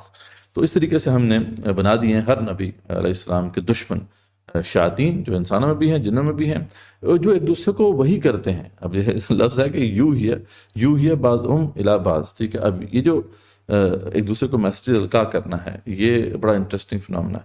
تو کیا بیسیکلی سجاتے ہیں، سکھاتے ہیں ایک دوسرے کو زخرف القول غرورا. ٹھیک ہے، دھوکہ دینے کے لیے ایک ایسا قول سکھاتے ہیں کہ جو ہے بڑا دل کو مو لینے والا ہو لیکن اس کے اندر جو ہے کفر چھپا ہوا ہوتا ہے. وَلَوْ شَاءَ رَبُّكَ مَا فَعَلُوهُ. اللہ فرماتے ہیں اگر اللہ چاہتا تو یہ نہ کرتے ایسا. یہ بھی اللہ کی مشیت سے ہی ہے یعنی یہ بھی اللہ تعالیٰ کی مشیت سے ہی ہے کہ یہ چیلنج اللہ نے رکھا ہے. تو فَذَرْهُمْ وَمَا يَفْتَرُونَ. تو اللہ تعالیٰ ہمارے رسول اللہ وسلم کو آپ بس ان کو یہ کام کرتے رہنے دیں، جو کام کر رہے ہیں اور جو بھی یہ جو افتراء پردازیاں کر رہے ہیں آپ ان کی پرواہ نہ کریں، آپ اپنے مشن پہ فوکس کریں. آگے پھر اللہ فرماتے ہیں کہ افغیر اللہ ابتغی حکما. کیا اللہ تعالیٰ جو ہے ہمارے ہیں کہ اسی طرح ہم مطلب کیا میں جو ہے اللہ کے سوا اور کسی کو حکم کر دوں، یعنی آپ ان سے یہ کہیں دو ٹوک الفاظ سے یہ اس بات کا اقرار کریں کہ دیکھو کیا میں اللہ کو چھوڑ کر اور کسی کو حکم بنا لوں اپنے لیے. وَهُوَ الَّذِي انزل الیکم الکتاب مفصلا. جبکہ وہ ہے جس نے تمہاری طرف جو ہے ایک مفصل کتاب جو ہے وہ نازل کر دی ہے. والذین آتیناہم الکتاب یعلمون انہ منزل من ربک بالحق. اور یہ بے شک جو ہے جو اہل کتاب ہیں یہ بھی یہ بات جانتے ہیں کہ یہ جو کلام اتارا گیا ہے بالکل حق کے ساتھ اتارا گیا ہے. تو یہ اللہ تعالیٰ فرما رہے ہیں کہ آپ کو اس پہ تسلی ہونی چاہیے کہ یہ جو اہل کتاب ہیں یہ بھی اس کو تسلیم کرتے ہیں. وہ الگ بات ہے کہ اگر حق کو چھپائیں تو اور بات ہے، لیکن ان کے پاس جو ہے وہ تمام تفصیلات موجود ہیں. ان کو اس بات کی گواہی دینی چاہیے کہ ان کو ہم نے اتنا واضح طور پہ بتا دیا تھا. فلا تکونن من الممترین. تو پھر آپ جو ہے ہرگز شک کرنے والوں میں سے نہ ہونا. تو ایک نصیحت ہے، ایک انسٹرکشنز ہیں، وہ کبھی بھی ایسا نہیں ہوا ذری بات ہے کہ رسول اکرم صلی اللہ علیہ وسلم کو اس پہ شک ہوا ہو، لیکن ایک سمجھانے کا انداز ہے کہ آپ کبھی بھی اس میں شک نہ کرنا، آپ اپنا مشن بس جاری رکھیں. اچھا، اس کے بعد جو ہے ایک بہت اہم اصول جو اللہ تعالیٰ نے بیان فرما دیا کہ ظاہری بات ہے جو حق و باطل کا یہ مارکا ہے، حق کی بات پیش کی جا رہی ہے، دوسری طرف ظاہری بات ہے یہ جو الائنس ہے جن اور انسانوں کا، یہ وہ زخرف القول جو ہے اس کے ذریعے سے اس کی مخالفت کریں گے. تو اکثریت کیا ہوتا ہے، دیکھا جاتا ہے کہ اکثریت کس طرف جا رہی ہے، تو اکثریت عام طور پہ ان کی باتوں میں آ جاتی ہے. تو اللہ تعالیٰ یہاں پہ واضح فرما رہے ہیں کہ دیکھیں اکثریت کے پیچھے کبھی نہ چلنا. اللہ فرماتے ہیں وَإِن تُطِعْ أَكْثَرَ مَن فِي الْأَرْضِ يُضِلُّوكَ عَن سَبِيلِ اللَّهِ. اگر آپ دنیا میں بسنے والوں کے جو اکثر لوگ ہیں یعنی اکثریت کی پیروی کریں گے وہ تو آپ کو لازماً گمراہ کر کے چھوڑیں گے. إِن يَتَّبِعُونَ إِلَّا الظَّنَّ. کیونکہ وہ اتباع کرتے ہیں اپنے ظن کی، اپنے گمان کی. وَإِنْ هُمْ إِلَّا يَخْرُصُونَ. اور وہ کیا سرائیاں کرتے ہیں. تو اس میں کیا شک ہے اگر آج ہم دیکھیں، ٹھیک ہے، اکثریت کبھی حق کو سمجھ کر اسے قبول کر کے اس کے پیچھے نہیں چلتی ہے. اکثریت تو گمان پہ چل رہی ہوتی ہے، کیا سرائیاں کرتی ہے بس. ٹھیک ہے، اور یہی سارا جو ہے ماجرا ہے کہ ہم دیکھ رہے ہیں کہ شیطان نے یا شیطانوں کے جو الائنس نے اس طریقے سے جو ہے مینیپولیٹ کیا انسانی سوچ کو کہ آج جو ہے ڈیموکریسی ایک بہت بڑی قدر بن چکی ہے کہ دیکھیں جی جو میجورٹی طے کر دے، بس وہ کسی بھی سوسائٹی میں جو میجورٹی طے کر دے گی وہی حتمی ہوگا. اب انہوں نے اس لیے یہ ایسا کیا ہے کیونکہ ان کو پتا ہے کہ اکثریت کو مینیپولیٹ کرنا تو مسئلہ ہی نہیں ہے ان کے لیے. ٹھیک ہے، تو یعنی اس طریقے سے ایک ایسا سسٹم وہ لے کر آ گئے ہیں کہ اب شیاطین کا جو گرپ ہے وہ اب مضبوط سے مضبوط تر ہوگی ہے انسانیت کے اوپر. اور یہ ڈیموکریسی جب تک کہ اس کو ہم ختم نہیں کریں گے، اس کو رد نہیں کریں گے، اس وقت تک شیاطین کی گرپ سے انسانیت آزاد نہیں ہو سکتی. اس لیے آپ دیکھیں کتنی محنت کی ہے انہوں نے، کتنا زور لگایا ہے پوری دنیا میں. جو آپ کو پتہ ہے کہ اس کی جو امپلیمنٹیشن ہے اس کے لیے محنت کی گئی ہے، اسٹرگل کی گئی ہے، اور کافی حد تک وہ کامیاب بھی ہوئے ہیں. آج ایک بڑی جو ہے قدر کے طور پر جو ہے وہ یہ اسٹیبلش بھی ہو چکا ہے. ایون کہ اور تو اور کہ مسلمان بھی اور ایون کہ جو مذہبی لوگ بھی ہیں وہ بھی جمہوریت کو ایک بڑی قدر کے طور پر پیش کرتے ہیں. حالانکہ کتنی یہ عجیب بات ہے. علامہ اقبال نے جو بات کی تھی بڑی سی سادہ سی بات تھی کہ جمہوریت وہ طرز حکومت ہے جس میں بندوں کو گنا کرتے ہیں تولا نہیں کرتے. یعنی یہ کیا بات ہے کہ جو اچھے لوگ ہیں ان کا ویٹ بالکل وہی ہے جو کہ ایک عام کسی شخص کا ہوگا، ایک عامی کا ہوگا جو جانتا ہی نہیں ہے، نہ دینی علم جانتا ہے نہ دنیاوی علم جانتا ہے. تو یہ کیسا بھونڈا قسم کا جو ہے ایک تصور ہے. لیکن بہرحال آج تو یہ صحیح معنوں میں دیکھا جائے تو مغرب کا مذہب ہے. ٹھیک ہے، خود جو بعد میں پوسٹ ماڈرن کرٹیک جب ڈیولپ ہوئی ہے ویسٹ کے اندر، تو اس میں وہاں کے لوگوں نے کہا کہ یار یہ تو آپ نے مذہب کا درجہ دے دیا ہے اس کو. ٹھیک ہے، کہ ہر مسئلہ جو ہے اس کا ڈیموکریسی حل ہے. حالانکہ ڈیموکریسی خود کتنے مسائل پیدا کرتی ہے اس کے اوپر کوئی بات نہیں ہے. تو یہ ایک بت بن چکا ہے، ایک وہی جس کو کرش اپ کرنا پڑے گا. وہ جو ہم کہہ رہے تھے نا ابراہیم علیہ السلام نے جو بتوں کو توڑا تھا، تو آج کے جو دور ہے نا اس کا جو بت ہے وہ ڈیموکریسی. آج ڈیموکریسی کے خلاف آپ بات کر کے دیکھیں تو کس طریقے سے جو ہے پھر لوگ آپ کے اوپر آئیں گے. تو یہ آیت جو ہے ایک طرح سے قول فیصل ہے اللہ کی طرف سے. ڈیموکریسی جو ہے اس کی کوئی بنیاد نہیں ہے. ڈیموکریسی کبھی بھی حق جو ہے اس کو آگے نہیں لے کے آئے گی، یا حق وہاں پہ پریویل نہیں کرے گا جہاں پہ ڈیموکریسی ہوگی. اور اس کے علاوہ بہت سی پھر اس کے خبائث ہیں جس کا ذکر ابھی ہم نہیں کر سکتے. تو ان یتبعون الا الظن وانہم الا یخرصون. اور دوسرا جو ایک اہم پہلو ہے وہ بھی مد نظر رہنا چاہیے کہ اب ہم کیونکہ پوسٹ ماڈرن ورلڈ میں جو پوسٹ ماڈرن تھاٹ ہے اس کے اندر تو اب یہ ایک مسلمہ حقیقت کے طور پہ تسلیم کر لیا گیا ہے نا کہ اب آبجیکٹیو ٹروتھ تو ایگزسٹ نہیں کرتا. تو اب ذری بات ہے کہ ٹروتھ تو ہے ہی نہیں، ایگزسٹ نہیں کرتا. تو اب آپ کا خالی بیانیہ ہی رہ جاتا ہے، آپ کا صرف ایک نیریٹو ہے جو آپ پیش کر سکتے ہیں. یعنی یہ سمجھ لیں کہ اب کوئی بھی قدر ہے وہ ریلیٹیو ہے. ٹھیک ہے، تو یہ بھی ایک طرح سے فٹ بیٹھتا ہے کانسیپٹ ڈیموکریسی کے ساتھ، کیونکہ وہاں پہ تو پہلے ہی ہے ہم نے یہ طے کر لیا تھا کہ جو میجورٹی طے کر دے گی وہ صحیح ہے. ٹھیک ہے، چاہے وہ آبجیکٹیولی صحیح ہو یا نہ ہو، it doesn't really matter. Majority نے طے کر دیا بس ٹھیک ہے، چاہے آپ اس کے مطابق آپ جو حق اور باطل کو جو ہے پیش کرتے رہیں، اس کا کوئی فرق نہیں پڑتا. تو یعنی یہ جو ایک فرد جو ہے اس کے اوپر جو ایک امپیکٹ کیا ہے پوسٹ ماڈرن تھاٹ نے کہ اس کو ریلیٹیوسٹ بنا کے رکھ دیا ہے. تو یہ ڈیموکریسی کا جو سسٹم ہے یہ ایک طرح سے اس کو بھی پروموٹ کرتا ہے، یعنی اس قدر کو بھی پروموٹ کرتا ہے جو کہ پوسٹ ماڈرن ویلیو بن چکی ہے اس وقت، اور جس سے پھر بہت بڑی تباہی ہے جس کے دہانے پر انسانیت پہنچ چکی ہے. ظاہری بات ہے کہ جب اس طریقے سے معاملات کے فیصلے ہونے لگیں کہ بھائی جو بھی میجورٹی جس کی طرف فیصلہ کر دے، تو ظاہری بات ہے کہ ہم صحیح معنوں میں کسی صحیح ڈائریکشن پہ تو نہیں آگے بڑھ سکیں گے.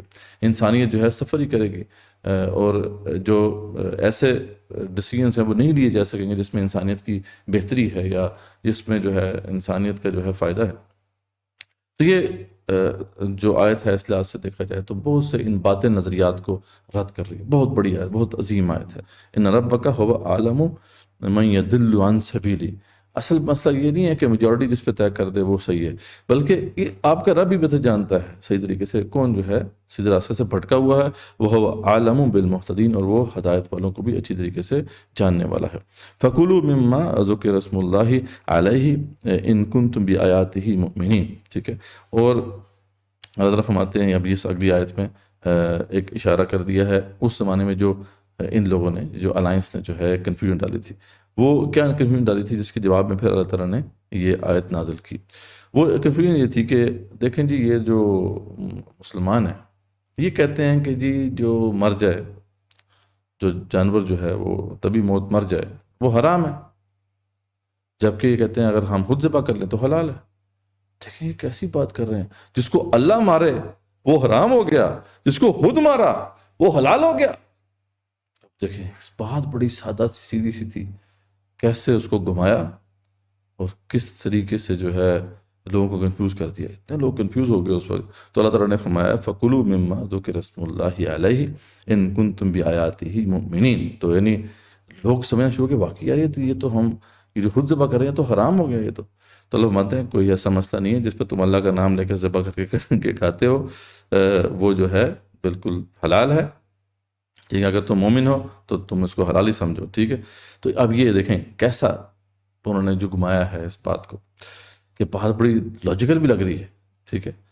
دیکھیں لاجک کو غلط طریقے سے استعمال کرنا یہ ان پہ ختم ہے، یہ شیاطین کے اوپر، تو اس طریقے سے استعمال کیا کہ لوگوں کو کنفیوز کر دیا۔ تو اللہ فرماتے ہیں کہ اللہ کا جواب اس پہ یہ آیا کہ بہت سے لوگ جو ہیں بغیر علم کے گمراہ کرتے ہیں دوسروں کو، شیاطین اپنے دوستوں کو اس طرح کی باتیں سکھاتے ہیں تاکہ وہ اہل ایمان سے جھگڑیں، ٹھیک ہے۔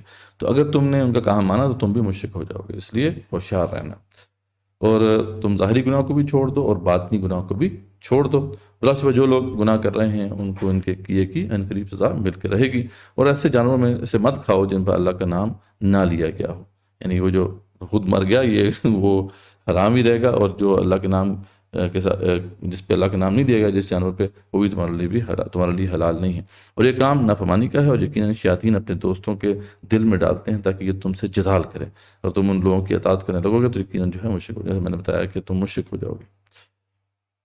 تو یہ میں نے اس طریقے سے یہاں پہ جو ہے اس پورے فنومنا کو ایکسپلین کر دیا گیا، اور ایگزامپل بھی دی گئی کہ کیسے سیدھی سی بات تھی اس کو کس طریقے سے ان لوگوں نے گھما دیا، اور اللہ تعالیٰ نے پھر اس کی تصحیح فرمائی۔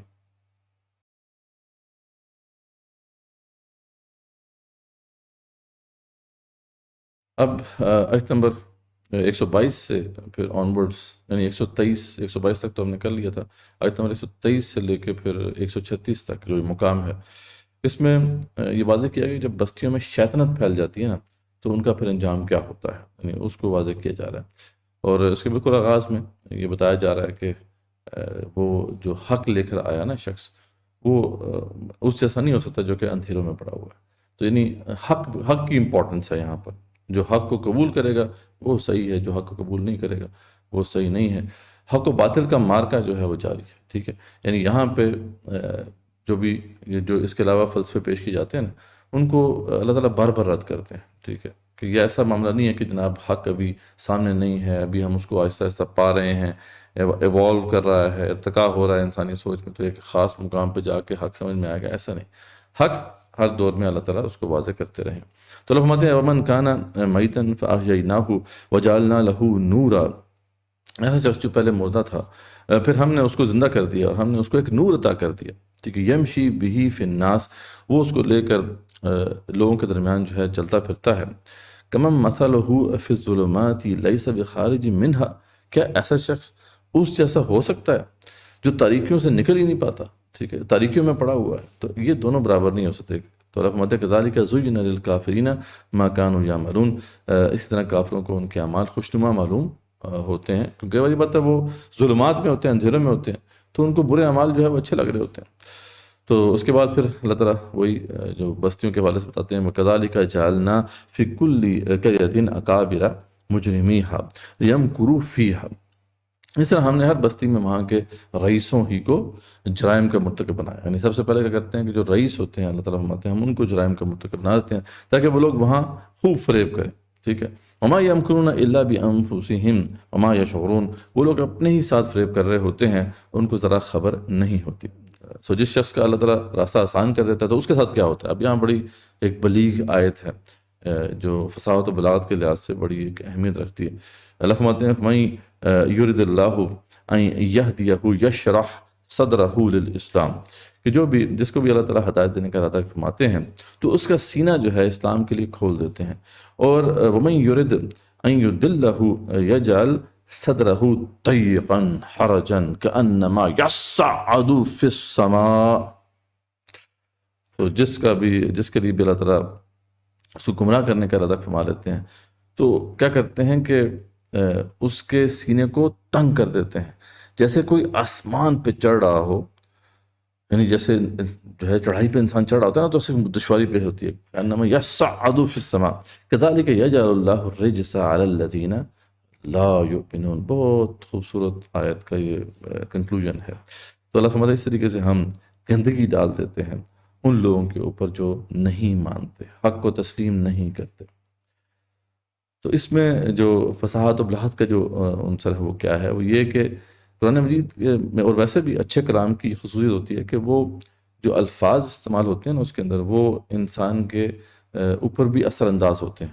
یعنی انسان کو اس سے ایک فیلنگ بھی ایسی آتی ہے کہ جو بات بیان کی جا رہی ہے وہ فیلنگز کے ساتھ بھی ہم آہنگ ہے. یہاں پہ آپ دیکھیں کہ جب بات ہو رہی ہے سینے کے کھولنے کی تو فَمَن یُرِدِ اللَّهُ أَن يَهْدِيَهُ. اب دیکھیں یہاں پہ جو بھی الفاظ استعمال کیے گئے ہیں اس کے اندر آپ کو ویسے ہی واقعی ایسا لگ رہا ہے جیسے آپ کا سینہ کھل رہا ہے. يَهْدِيَهُ يَشْرَحْ صَدْرَهُ لِلْإِسْلَام، یعنی آپ کو ایک فیلنگ بھی ایسی آتی ہے کہ واقعی اسلام کسی شخص کا جو ہے ایک سینہ کھلتا نظر آ رہا ہے. اس کے برعکس آپ دیکھیں کہ جب اللہ تعالیٰ نے دوسرے شخص کا ذکر فرمایا تو کیا فرماتے ہیں؟ وَإِن يُرِدْ أَن يُضِلَّهُ يَجْعَلْ صَدْرَهُ. اب دیکھیں طیقاً، اب یہاں پہ وہ آپ کو خود ہی محسوس ہوگا کہ مشکل ہے اس کو پڑھنے میں. طیقاً حرجاً کأنما یصعد فی السماء، یعنی انسان جب چڑھائی پہ چڑھ رہا ہے تو جیسے اس کا سینہ تنگ ہو رہا ہے. تو الفاظ بھی ایسے سبحان اللہ استعمال کیے کہ آپ کو سینہ تنگ ہوتا محسوس ہوتا ہے. یہ کمال ہے قرآن مجید کا. اس طرح کی بے شمار مثالیں قرآن میں موجود ہیں. تو بہت خوبصورت آیت ہے اس لحاظ سے. تو کذالک یجعل اللہ الرجس، اللہ فرماتے اس طریقے سے ہم گندگی ڈال دیتے ہیں علی الذین، ان لوگوں کے اوپر لا یؤمنون، جو کہ نہیں ایمان لے کے آتے، نہیں مانتے حق کو. اس کے بعد اللہ فرماتے ہیں کہ یہی تیرے رب کا سیدھا راستہ ہے، ٹھیک ہے، کہ اور جس پہ جو ہے اللہ تعالیٰ لوگوں کو لے کے چلتا ہے. ہم نے نصیحت حاصل کرنے والوں کے واسطے ان آیتوں کو صاف صاف بیان کر دیا، ٹھیک ہے. ان لوگوں کے واسطے ان کے رب کے پاس سلامتی ہے گھر ہے، اور اللہ تعالیٰ ان سے محبت رکھتا ہے ان کے اعمال کی وجہ سے. تو اللہ تعالیٰ نے بتا دیا کہ سیدھے راستہ جو ہے وہ کیا ہے. اس پہ جو اللہ تعالیٰ ڈال دیتا ہے کسی کو تو اس کے لیے پھر بہتری ہے. جو اس کے بعد ایک اور اہم مقام ہے کہ وہی اس الائنس کو دوبارہ سے اللہ تعالیٰ یہاں پہ ایڈریس کر رہے ہیں، کیونکہ ذکر ہو رہا ہے الائنس کا کہ وہ جو حق کے خلاف کھڑا ہوتا ہے. تو یہ الائنس کس طرح ورک کرتا ہے اور اللہ تعالیٰ نے پھر کس طریقے سے اس کو وہاں پہ روز محشر بھی ایڈریس کرنا ہے. اور یہ جو لوگ ہیں پھر جنت رسید ہوں گے. تو یوم یحشرہم جمیعا، تو اللہ فرماتے ہیں کہ اس دن اللہ جو ہے وہ سب کو جو ہے جمع کریں گے وہاں پہ. تو یا معشر الجن قد استکثرتم من الانس، تو اے جنوں کی جماعت تم نے خوب جو ہے ہاتھ صاف کیا انسانوں کے اوپر، ہیں خوب تم نے جو ہے استعمال کیا انسانوں کو، خوب بیوقوف بنایا، جو بھی آپ کہہ رہے ہیں. وقال اولیاؤہم من الانس، تو وہ جو ان کے دوست ہیں نا انسانوں میں وہ کہیں گے کہ ربنا استمتع بعضنا ببعض. نہیں ایسی بات نہیں ہے، ایسی بات نہیں ہے کہ جو ہے انہوں نے ہمیں استعمال کیا، وہ ہم نے ایک دوسرے کو استعمال کیا ہے، خوب ہم نے فائدہ اٹھایا ہے. وہ بلغنا اجرنا الذی اجلت لنا، یہاں تک کہ پھر وہ وقت آ گیا، جو اجل آ گئی، ہمارا وہ آخری وقت آ گیا جو کہ آپ نے طے کیا ہوا تھا. تو یہ ہمارے ساتھ یہ معاملہ ہوا. تو اللہ فرمائیں گے قال النار مثواکم خالدین فیہا الا ما شاء اللہ. تو اللہ فرمائیں گے کہ یہ بس اب آگ جو ہے تمہارا ٹھکانہ ہے، تم رہو گے وہاں ہمیشہ الا ما شاء اللہ، الا یہ کہ اللہ کچھ اور چاہے. ان ربک حکیم علیم، تمہارا رب جو ہے بے شک بہت حکیم ہے، بہت علیم ہے. تو آگے اللہ فرماتے ہیں کہ یا معاشر الجن والانس، اے جنوں اور انسانوں کی جماعت، الم یأتکم رسول منکم یقصون علیکم آیاتی وینذرونکم لقاء یومکم ھذا. ٹھیک ہے، اے جنوں اور انسانوں کی جماعت، کیا تمہارے پاس تم میں سے ہی پیغمبر نہیں آئے تھے جو تم سے میرے احکام بیان کرتے ہو، تم کو اس آج کے دن کی خبر دیتے؟ ٹھیک ہے، تم کیسے جو ہے یہاں پر پھنس گئے، یہاں پر آ گئے؟ تو اصل میں یہاں پہ ایک لطیف اشارہ بھی ہے کہ تم میں سے پیغمبر نہیں آئے تھے تمہاری جنس میں سے. تو اس میں پھر بعض مفسرین نے پھر جو ہے اس پہ ایک ڈسکشن کی ہے کہ پھر شاید جنات کے اندر بھی وہ رسول آئے ہوں، یعنی ہم سے پہلے جو ہے جنات یہاں پہ آباد ہے. ابن عباس سے ایک مروی روایت موجود ہے جو کتب تفاسیر میں موجود ہے رضی اللہ عنہ، کہ ہم سے 50,000 سال پہلے جنات یہاں پہ آباد تھے.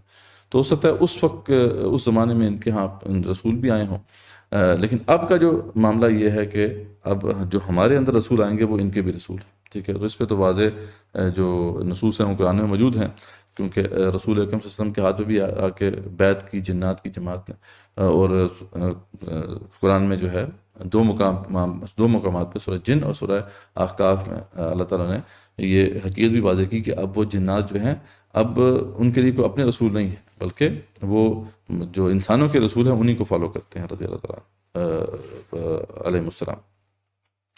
تو یہاں پہ ذکر ہو رہا ہے کہ تمہیں کیا معلوم نہیں تھا کہ تم یہاں پہ اس طریقے سے پھنس جاؤ گے. کالو شہدنا علی انفسنا، تو وہ کہیں گے کہ بے شک جو ہے ہم گواہ ہیں اس کے اوپر کہ وغرتہم الحیات الدنیا، کہ بے شک جو ہے تمہیں جو ہے دھوکے میں ڈال دیا تھا دنیاوی زندگی نے. وشہدوا علی انفسہم انہم کانوا کافرین، اور وہ اپنے ہی اوپر گواہی دے رہے ہوں گے کہ بے شک وہی کافر تھے، یعنی غلطی ان سے ہوئی ہے، یہ اور کوئی کسی کو بلیم نہیں کرنا بنتا، وہ خود ہی اپنے آپ کو بلیم کریں گے. اس کے بعد اللہ فرماتے ہیں نبی صلی اللہ علیہ وسلم رب تو رحمت کرنے والا ہے، ورنہ وہ چاہے تو لوگوں کو بہتر لوگوں سے تبدیل کر دے، لیکن یہ ہے کہ اللہ تعالیٰ مہلت دیتا ہے، اس لیے انہیں بتا دیں کہ تم اپنی جگہ کام کیے جاؤ، میں بھی کر رہا ہوں، ان قریب سب واضح ہو جائے گا.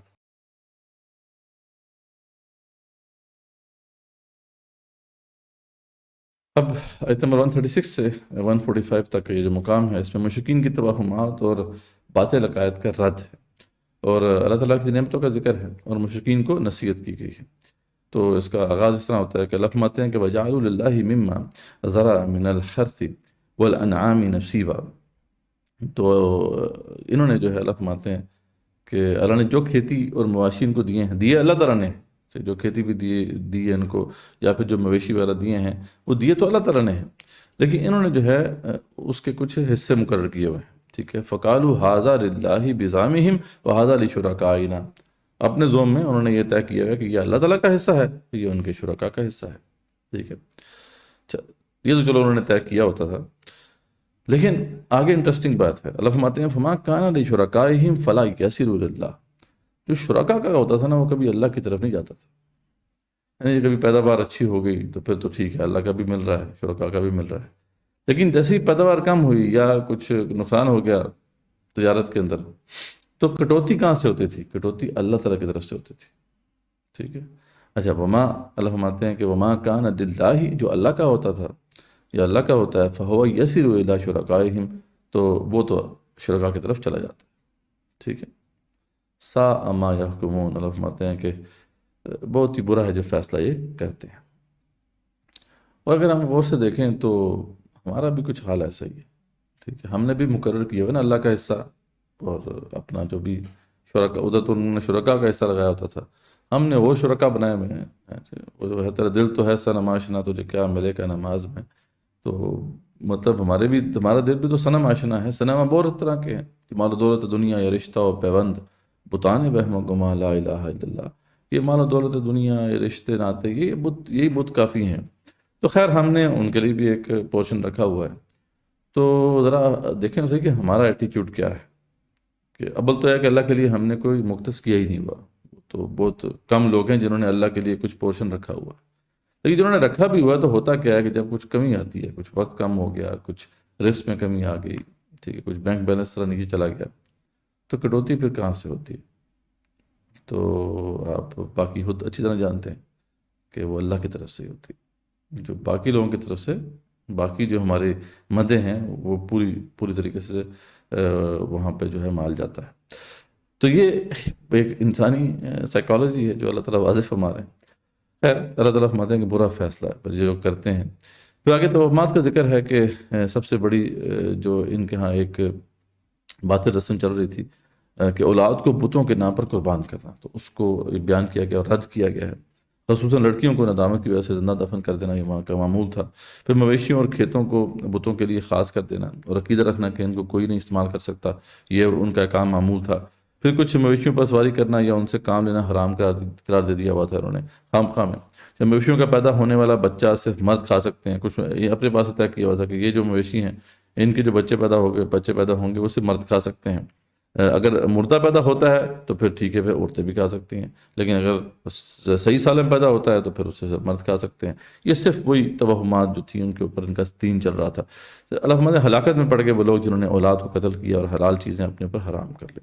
پھر اللہ تعالیٰ نعمتوں کا ذکر کرتے ہیں کہ یہ سارے باغات ہم نے بنائے، دیکھیں بنایا سب کچھ ہم نے، دیا سب کچھ ہم نے، اور فیصلے یہ ان سب کے اوپر اپنے طرف سے کر رہے ہیں۔ کمال ہے، اللہ فرماتے ہیں کہ کہاں کا انصاف ہے، ٹھیک ہے۔ اللہ فرماتے ہیں بعض جو ہیں بیلوں پر چڑھتے ہیں، بعض نہیں بھی چڑھتے، کھجور کے درخت ہیں، کھیتیاں ہیں جن سے مختلف قسم کے پھل کھانے کے لیے جو ہے ملتے ہیں، پھر زیتون اور انار ہیں جو ایک دوسرے سے مشابہ بھی ہیں اور نہیں بھی مشابہ۔ اب اللہ نصیب فرمانے گے سب تمہارے لیے ہے، ان کو کھاؤ، اپنے اوپر حرام نہ کرو، ان کا حق ضرور ادا کرو۔ وہ حق کیا ہے کہ وہ جو صدقہ اللہ تعالیٰ نے طے کیا، جیسا کہ ہمارے لیے بھی اب طے ہے کہ صدقہ عشر ہے جس کو آپ کو دینا ہوتا ہے اپنی پیداوار میں سے 10واں حصہ ہے اگر زمین جو ہے بارانی ہو، اور 20واں حصہ ہے اگر ٹیوب ویل کے ذریعے سے سیراب ہوئی ہو۔ تو یہ طے ہے۔ اس طریقے سے رحمت مویشی اونچے اور چھوٹے قد کے پیدا اسی نے کیے ہیں، اس لیے انہیں کھاؤ، شیطان کے پیچھے لگ کر انہیں حرام مت کھاؤ، حرام جو ہے مت کر لو۔ جب اس میں پھر اللہ تعالیٰ نے 8 نر اور مادہ گنوائے ہیں، وہ اللہ فرماتے ہیں کہ اسی نے پیدا کیے ہیں، یعنی بھیڑ میں سے 2 ہیں، بکری میں سے 2، اونٹ میں سے 2 اور گائے میں سے 2، تو یہ تقریباً 8 جو ہیں بنتے ہیں۔ یہ خاص طور پہ اللہ تعالیٰ نے جو ہے میس کنزمپشن کے لیے جو ہے بنائے ہیں، اور واقعی ہم دیکھتے ہیں کہ کثرت سے یہ جو ہے جانور اویلیبل ہیں۔ تو اللہ فرماتے ہیں کہ ان کو ہم نے حلال کیا ہے، ان کو حرام تم نے نہیں کرنا۔ ان سب کے نر اور مادہ مل کر جو ہے پھر 8 بنتے ہیں نا، تو اللہ تعالیٰ نے کہا سب کو کس نے حرام کیا؟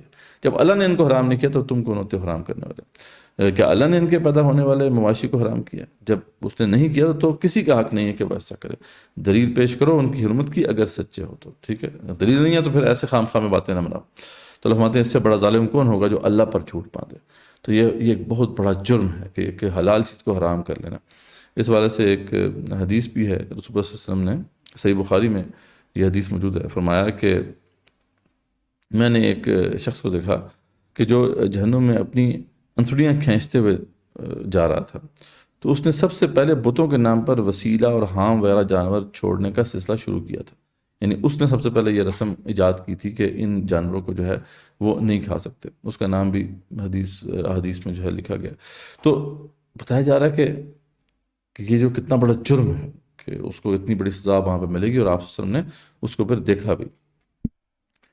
تو یہاں تک ہم نے جو ہے ایک اہم مقام جو ہے اس کو انکلوڈ کر لیا ہے۔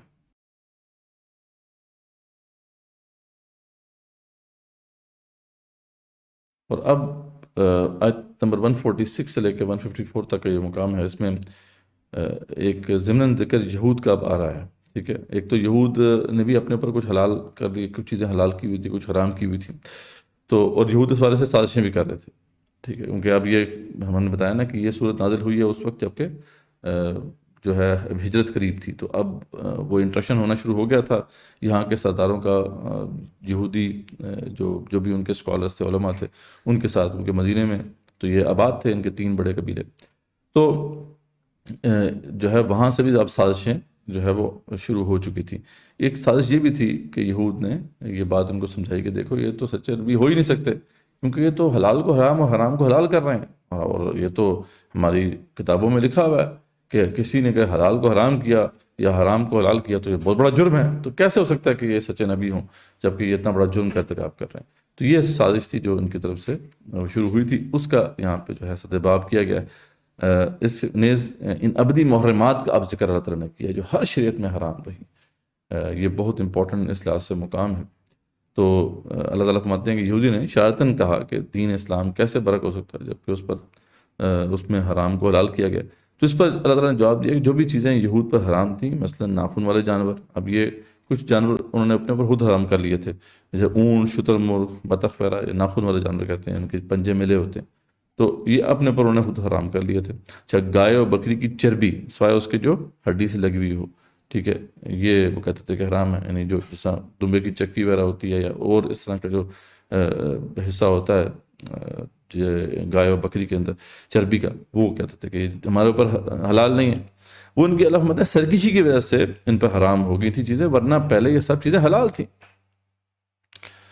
تو اس لیے یہ اس کو بنیاد نہیں اللہ فرمائے گا، تو اللہ فرماتے ہیں کہ تمہارے پاس کوئی دلیل تو پیش کرو، اگر دلیل نہیں ہے تو خام خواہ جو ہے جو ہے لوگوں کو کنفیوز نہ کرو۔ پھر اب یہ مشرکین کا ایک ضمن ذکر آ رہا ہے کہ سیقول الذین اشرکوا لو شاء اللہ ما اشرکنا ولا آباؤنا ولا حرمنا من شیء۔ جب اس طرح اب ان کو سنایا گیا نا کہ دیکھو تم نے کدھر سے حرام کر لیا، تو اس پہ ایک نئی بات لے کر آئے۔ وہی اب دیکھیں نا شیاطین، وہ جو زخرف القول جو ہے وہ کیسے کام کرتا ہے۔ تو مشرکین نے آ کے کہا، اچھا اللہ تعالیٰ نے پہلے بتا دیا تھا کہ ان قریب یہ آ کے کہیں گے، کیونکہ اللہ کو تو پتہ ہے کہ کیا سوچتے ہیں۔ سیقول الذین اشرکوا، ان قریب یہ مشرک لوگ کہیں گے، لو شاء اللہ ما اشرکنا، اگر اللہ چاہتا تو ہم شرک نہ کرتے۔ ٹھیک ہے، دیکھو آپ خود کہتے ہو کہ اللہ کی چاہت سے ہر چیز ہوتی ہے، جو ہم نے شرک کیا تو اللہ کی چاہت سے ہو رہا ہے، تو پھر ہمیں کو بلیم کر رہے ہو؟ تو اگر اللہ چاہتا تو ہم شرک نہ کرتے، ولا آباؤنا، نہ ہمارے آباء و اجداد شرک کرتے، ولا حرمنا من شیء، نہ ہی ہم کسی شے کو جو ہے حرام ٹھہراتے۔ اب دیکھیں بات بڑی سمپل سی تھی، بات کو گھما دیا پکڑ کے۔ تو اللہ فرماتے ہیں کذالک کذب الذین من قبلہم، ایسے ہی جھٹلایا تھا ان سے پہلے لوگوں نے، حتیٰ ذاقوا بأسنا، یہاں تک کہ پھر اللہ کا جو ہے عذاب ان پہ آ گیا، انہوں نے عذاب کا مزہ چکھ لیا۔ قل هل عندکم من علم فتخرجوہ لنا، انہوں نے کہا اللہ فرماتے ہیں کوئی علم تمہارے پاس ہے تو وہ لے کر آؤ، الٹی سیدھی باتیں نہ کرو۔ ٹھیک ہے، سیدھی سیدھی بات ہے، وہ تو علم ہے نہیں آپ کے پاس، اپنے پاس ہے جناب لاجک مار کے لے آتے ہو باتیں۔ کوئی علم ہے تمہارے پاس، کوئی جینوئن علم ہے تو پھر اس کو پیش کرو، ورنہ ہمارا ٹائم ضائع نہ کرو۔ ان تتبعون الا الظن، اللہ فرماتے ہیں کہ یہ اتباع کر رہے ہیں صرف اپنے گمان کی، وان انتم الا تخرصون، اور یہ کیا سارے میں لگے ہوئے ہیں، بس اور کوئی ان کے پاس جو ہے بنیاد نہیں ہے اس کی۔ تو جب ساری باتیں اللہ تعالیٰ نے واضح فرما دی تو اللہ فرماتے ہیں بڑے، اب یہاں پہ ایک سٹیٹمنٹ ہے اللہ تعالیٰ کی طرف سے کہ قل فللہ الحجۃ البالغہ، تو بس اب بتا دیں رسول اللہ علیہ وسلم، تو بس پھر اتمام حجت پھر اللہ کے ہاتھ میں ہی رہا، یعنی اللہ تعالیٰ نے آپ اتمام حجت کر دی۔ فلو شاء لہداکم اجمعین، تو اگر اللہ چاہتا تو سب کو ہدایت پر جمع کر دیتا، لیکن یہ ہے کہ اللہ تعالیٰ نے بس یہی اس کی مشیت ہے کہ بات کو اس طرح واضح کر دے کہ اس میں کوئی شک باقی نہ رہے، یہ اللہ تعالیٰ نے کرنا ہے، یہ اللہ تعالیٰ کرتا ہے، لیکن زبردستی کسی کو ہدایت پہ لانا یہ اللہ کی مشیت میں نہیں، اللہ تعالیٰ کی مشیت کے یہ خلاف، تو یہ تو کبھی نہیں ہوگا۔ لیکن جو حجت ہے وہ تمام اللہ ہی کی رہی، ان کے اوپر بھی اتمام حجت ہو چکا ہے، اور سب جتنی بھی قومیں تھیں ان کے اوپر اتمام حجت ہوتا رہا، اور اب بھی اتمام حجت ہو رہا ہے۔ آج جو بعض لوگ ایک نیا شوشہ لے کر آئے ہیں نا، وہی زخرف القول ہے کہ جی اب تو کیونکہ رسول صلی اللہ علیہ وسلم موجود نہیں ہے تو اتمام حجت نہیں ہو سکتا۔ یہ اللہ تعالیٰ کی اس بات کے خلاف ہے بات، یعنی اللہ اپنی بات کے خلاف نہیں کرتا۔ پہلے ہم بتا چکے ہیں کہ رسول مبشرین و منذرین، اللہ تعالیٰ نے رسولوں کو بھیجا مبشر بنا کر، منذر بنا کر، لئلا یکون للناس علی اللہ حجۃ بعد الرسل، کہ رسولوں کے بعد لوگوں کے پاس اللہ کے خلاف روز محشر کوئی حجت باقی نہ رہے۔ تو اللہ تعالیٰ اتمام حجت کرتا ہے، یہ اللہ تعالیٰ کی مشیت ہے، اللہ تعالیٰ یہ باقاعدہ کرتا ہے۔ اس لیے جو یہ کہانی گھڑ رہے ہیں کہ اتمام حجت نہیں ہو رہا، تو یہ ان کی غلطی ہے، وہ نہیں سمجھ رہے کہ قرآن مجید میں جو ہے اللہ تعالیٰ نے کس طریقے سے اتمام حجت اب کر دیا ہے، اب رسول صلی اللہ علیہ وسلم کی بھی ضرورت نہیں ہے اتمام حجت کے لیے۔ اب اللہ تعالیٰ ان ابدی محرمات کا ذکر فرما رہے ہیں۔ اللہ فرماتے ہیں کہ حرام وہ چیزیں نہیں ہیں جو ان یہود نے طے کی ہوئی ہیں، لوگوں نے خود بنا لی ہیں۔ ہاں اگر تمہیں حرام جاننے کا شوق ہے تو آؤ ہم تمہیں بتاتے ہیں ان ابدی محرمات کے بارے میں جو ہر امت کے اندر حرام رہی۔ اب یہ وہ بڑے بڑے اصول، اللہ تعالیٰ کے ساتھ کسی کو شریک نہ کرو، سب سے پہلا حرام یہ۔ والدین کے ساتھ حسن سلوک کرو، ان کے ساتھ بد سلوکی نہ کرو، یہ دوسرا بڑا حرام یہ ہے۔ اولاد کو مفلسی کے ڈر سے قتل مت کرو، اس کے رزق تم نہیں اللہ تعالیٰ، اس کے رزق تم نہیں اللہ تعالیٰ ذمہ دار ہے، ٹھیک ہے؟ تو اس لیے ان کو مفلسی کے ڈر سے جو ہے نہ قتل کرو۔ بے حیائی کے قریب بھی مت جاؤ، خواہ یہ ظاہر ہو یا پوشیدہ ہو، یہ حرام ہے، ٹھیک ہے؟ کسی بھی جان کو ناحق قتل مت کرو، یہ حرام ہے۔ یتیم کا مال نہ کھاؤ بلکہ عمدہ طور پر اس کے مال کی حفاظت کرو، ٹھیک ہے؟ یہ حرام ہے۔ ناپ اور تول کو عدل کے ساتھ پورا کرو، اگر تم نے نہیں کیا تو پھر یہ حرام ہوگا۔ ہمیشہ عدل کی بات کرو اور جانبداری نہ برتو، ٹھیک ہے؟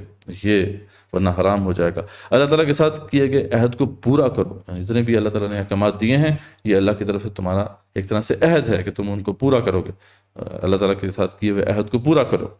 اور اللہ تعالیٰ کی کتاب ہی سیدھا راستہ ہے، بس اسی کی پیروی کرو، جو اس کی پیروی نہیں کرتا تو پھر یہ حرام۔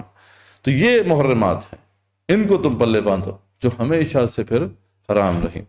ایک بڑی خوبصورت حدیث بھی ہے مصدق حاکم میں، جسے ابن کثیر نے پیش کیا کہ ابن مسعود رضی سے یہ روایت ہے کہ وہ فرماتے ہیں کہ جو شخص رسول اللہ علیہ وسلم کی اس وصیت کو دیکھنا چاہتا ہے جو آپ کی آخری وصیت تھی، تو وہ ان آیات کو پڑھے، یہ جو آیات ہم نے بھی پڑھی، ٹھیک ہے۔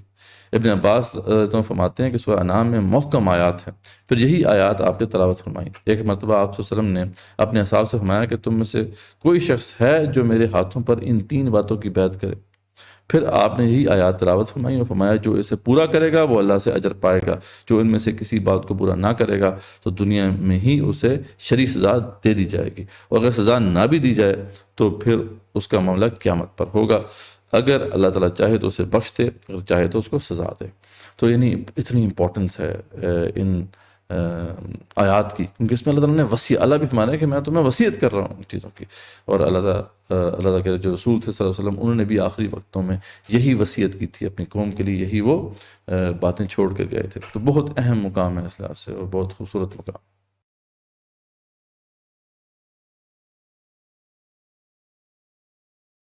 اب آیت نمبر 155 سے پھر 165 تک یہ مقام ہے، یہ اب سورت کا اختتام ہے، اور بڑا ہی جامع اختتام ہے اس عظیم سورت کا۔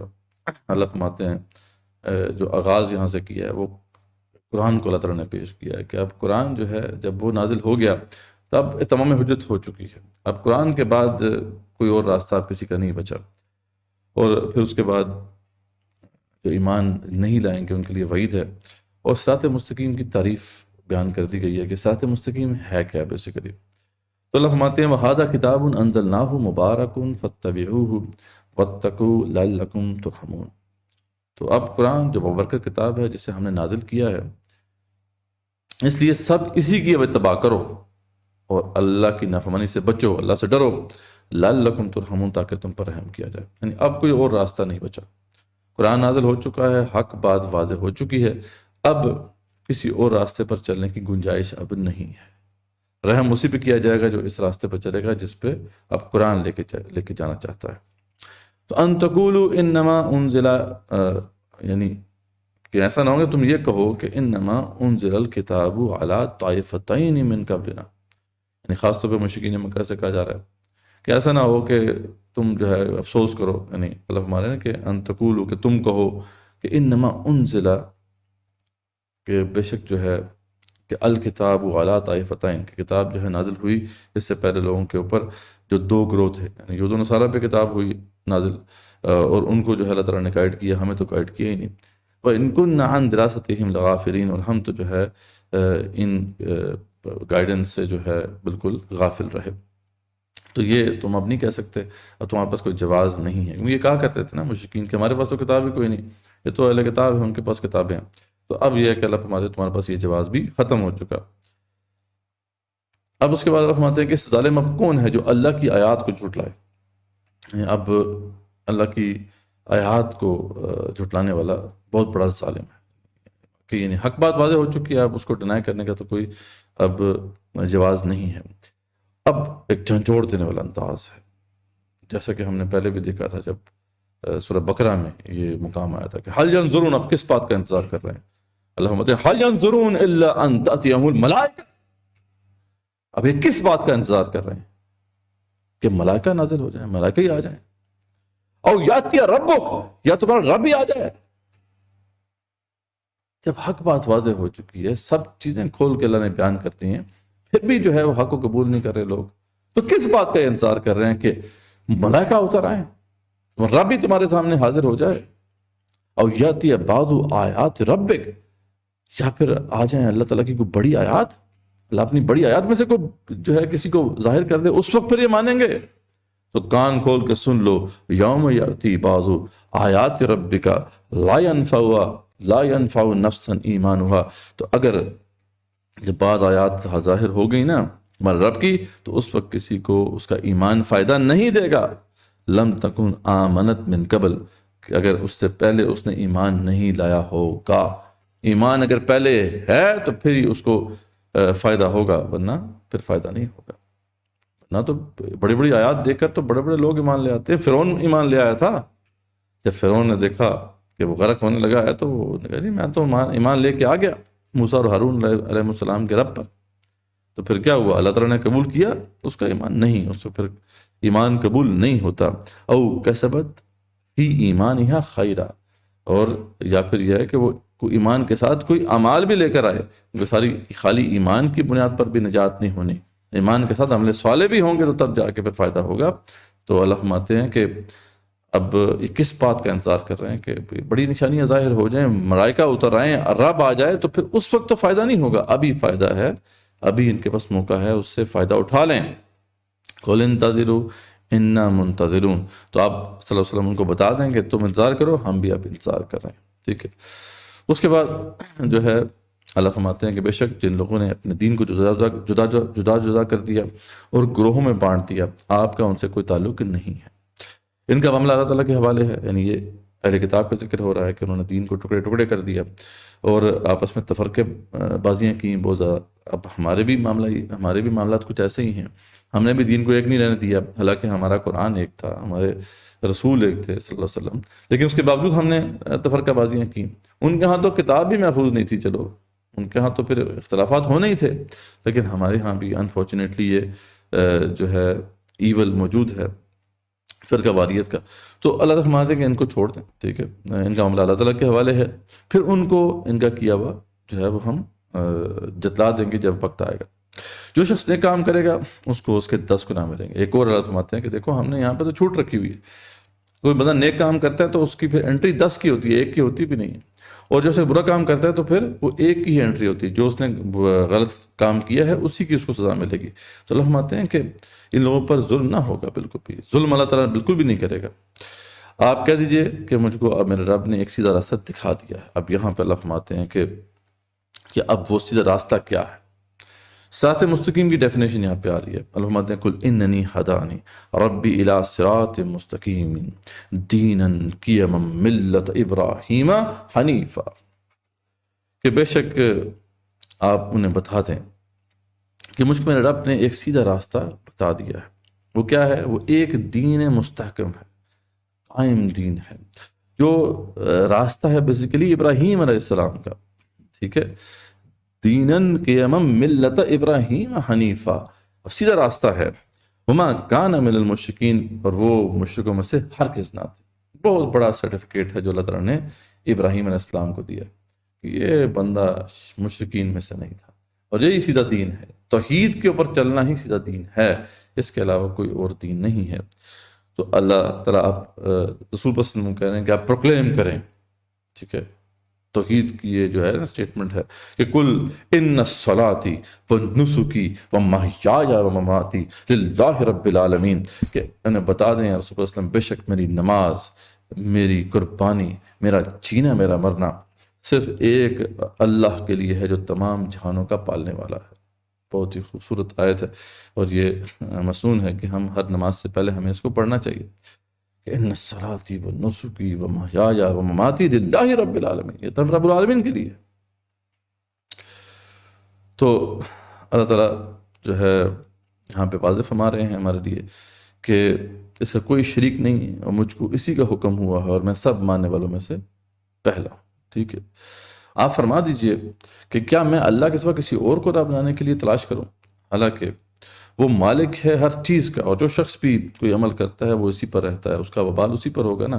اگر اچھا عمل کیا ہے تو اس کا فائدہ ہوگا، برا عمل کیا ہے تو اس کا وبال اس پر پڑے گا، اور کوئی کسی دوسرے کا بوجھ اس دن نہیں اٹھائے گا۔ پھر تم سب کو اپنے رب کے پاس جانا ہوگا، پھر وہ تم کو بتا دے گا جس چیز میں تم اختلاف کیا کرتے تھے، اور وہ ایسا ہے جس نے تم کو زمین میں خلیفہ بنایا۔ یعنی اب یہ آخری جو ہے آیت ہے وہ بڑی خوبصورت آیت ہے۔ اللہ فرماتے ہیں کہ وَهُوَ الَّذِي جَعَلَكُمْ خَلَائِفَ الْأَرْضِ، کہ وہی ہے جس نے تمہیں زمین میں خلیفہ بنایا۔ وَرَفَعَ بَعْضَكُمْ فَوْقَ بَعْضٍ، اور بعض کو بعض پہ جو ہے فوقیت دی۔ درجات لِيَبْلُوَكُمْ فِي مَا آتَاكُمْ، یعنی درجات میں جو فوقیت دی ہے وہ اسی لیے تاکہ اللہ آزمائے اس حوالے سے جو تمہیں اللہ تعالیٰ نے نعمتیں دی ہیں۔ تو یہ جو اللہ تعالیٰ نے خلیفہ بنایا، ہر چیز جو ہمارے پاس یہاں پہ ہے، چاہے وہ رزق ہے، چاہے وہ دیگر نعمتیں ہیں، چاہے وہ ہمارے پاس صلاحیتیں ہیں، ہر چیز وہ اللہ تعالیٰ کی طرف سے ایک امانت ہے جو اللہ تعالیٰ نے ہمیں دی ہے۔ ہمیں اللہ تعالیٰ نے اس کا خلیفہ بنایا ہے، اس کا اونر نہیں بنایا، ٹھیک ہے، ہم خلیفہ ہیں اس لیے جواب دہ بھی ہیں. تو اللہ فرماتے ہیں کہ یہ ہم نے جو بعض کو بعض پہ فوقیت دی ہے یہاں پہ، وہ بھی وہ درجات میں جو ہم نے فوقیت دی ہے وہ صرف اس لیے کہ امانت ہے، اور وہ امانت جو ہے اس کے عوض ہی پھر حساب کتاب بھی ہوگا. یعنی اللہ نے آزمانا ہے اسی کی بنیاد کے اوپر جو کہ اللہ تعالیٰ نے عطا کیا ہے یہاں پر. تو ان رب کا سریع العقاب، اور یہ بات یاد رکھو کہ اللہ تعالیٰ بہت جلد جو ہے وہ حساب لینے والا ہے. وَإِنَّهُ لَغَفُورٌ رَحِيمٌ، اور یہ بھی یاد رکھو کہ اللہ تعالیٰ جو ہے یقیناً غفور الرحیم ہے.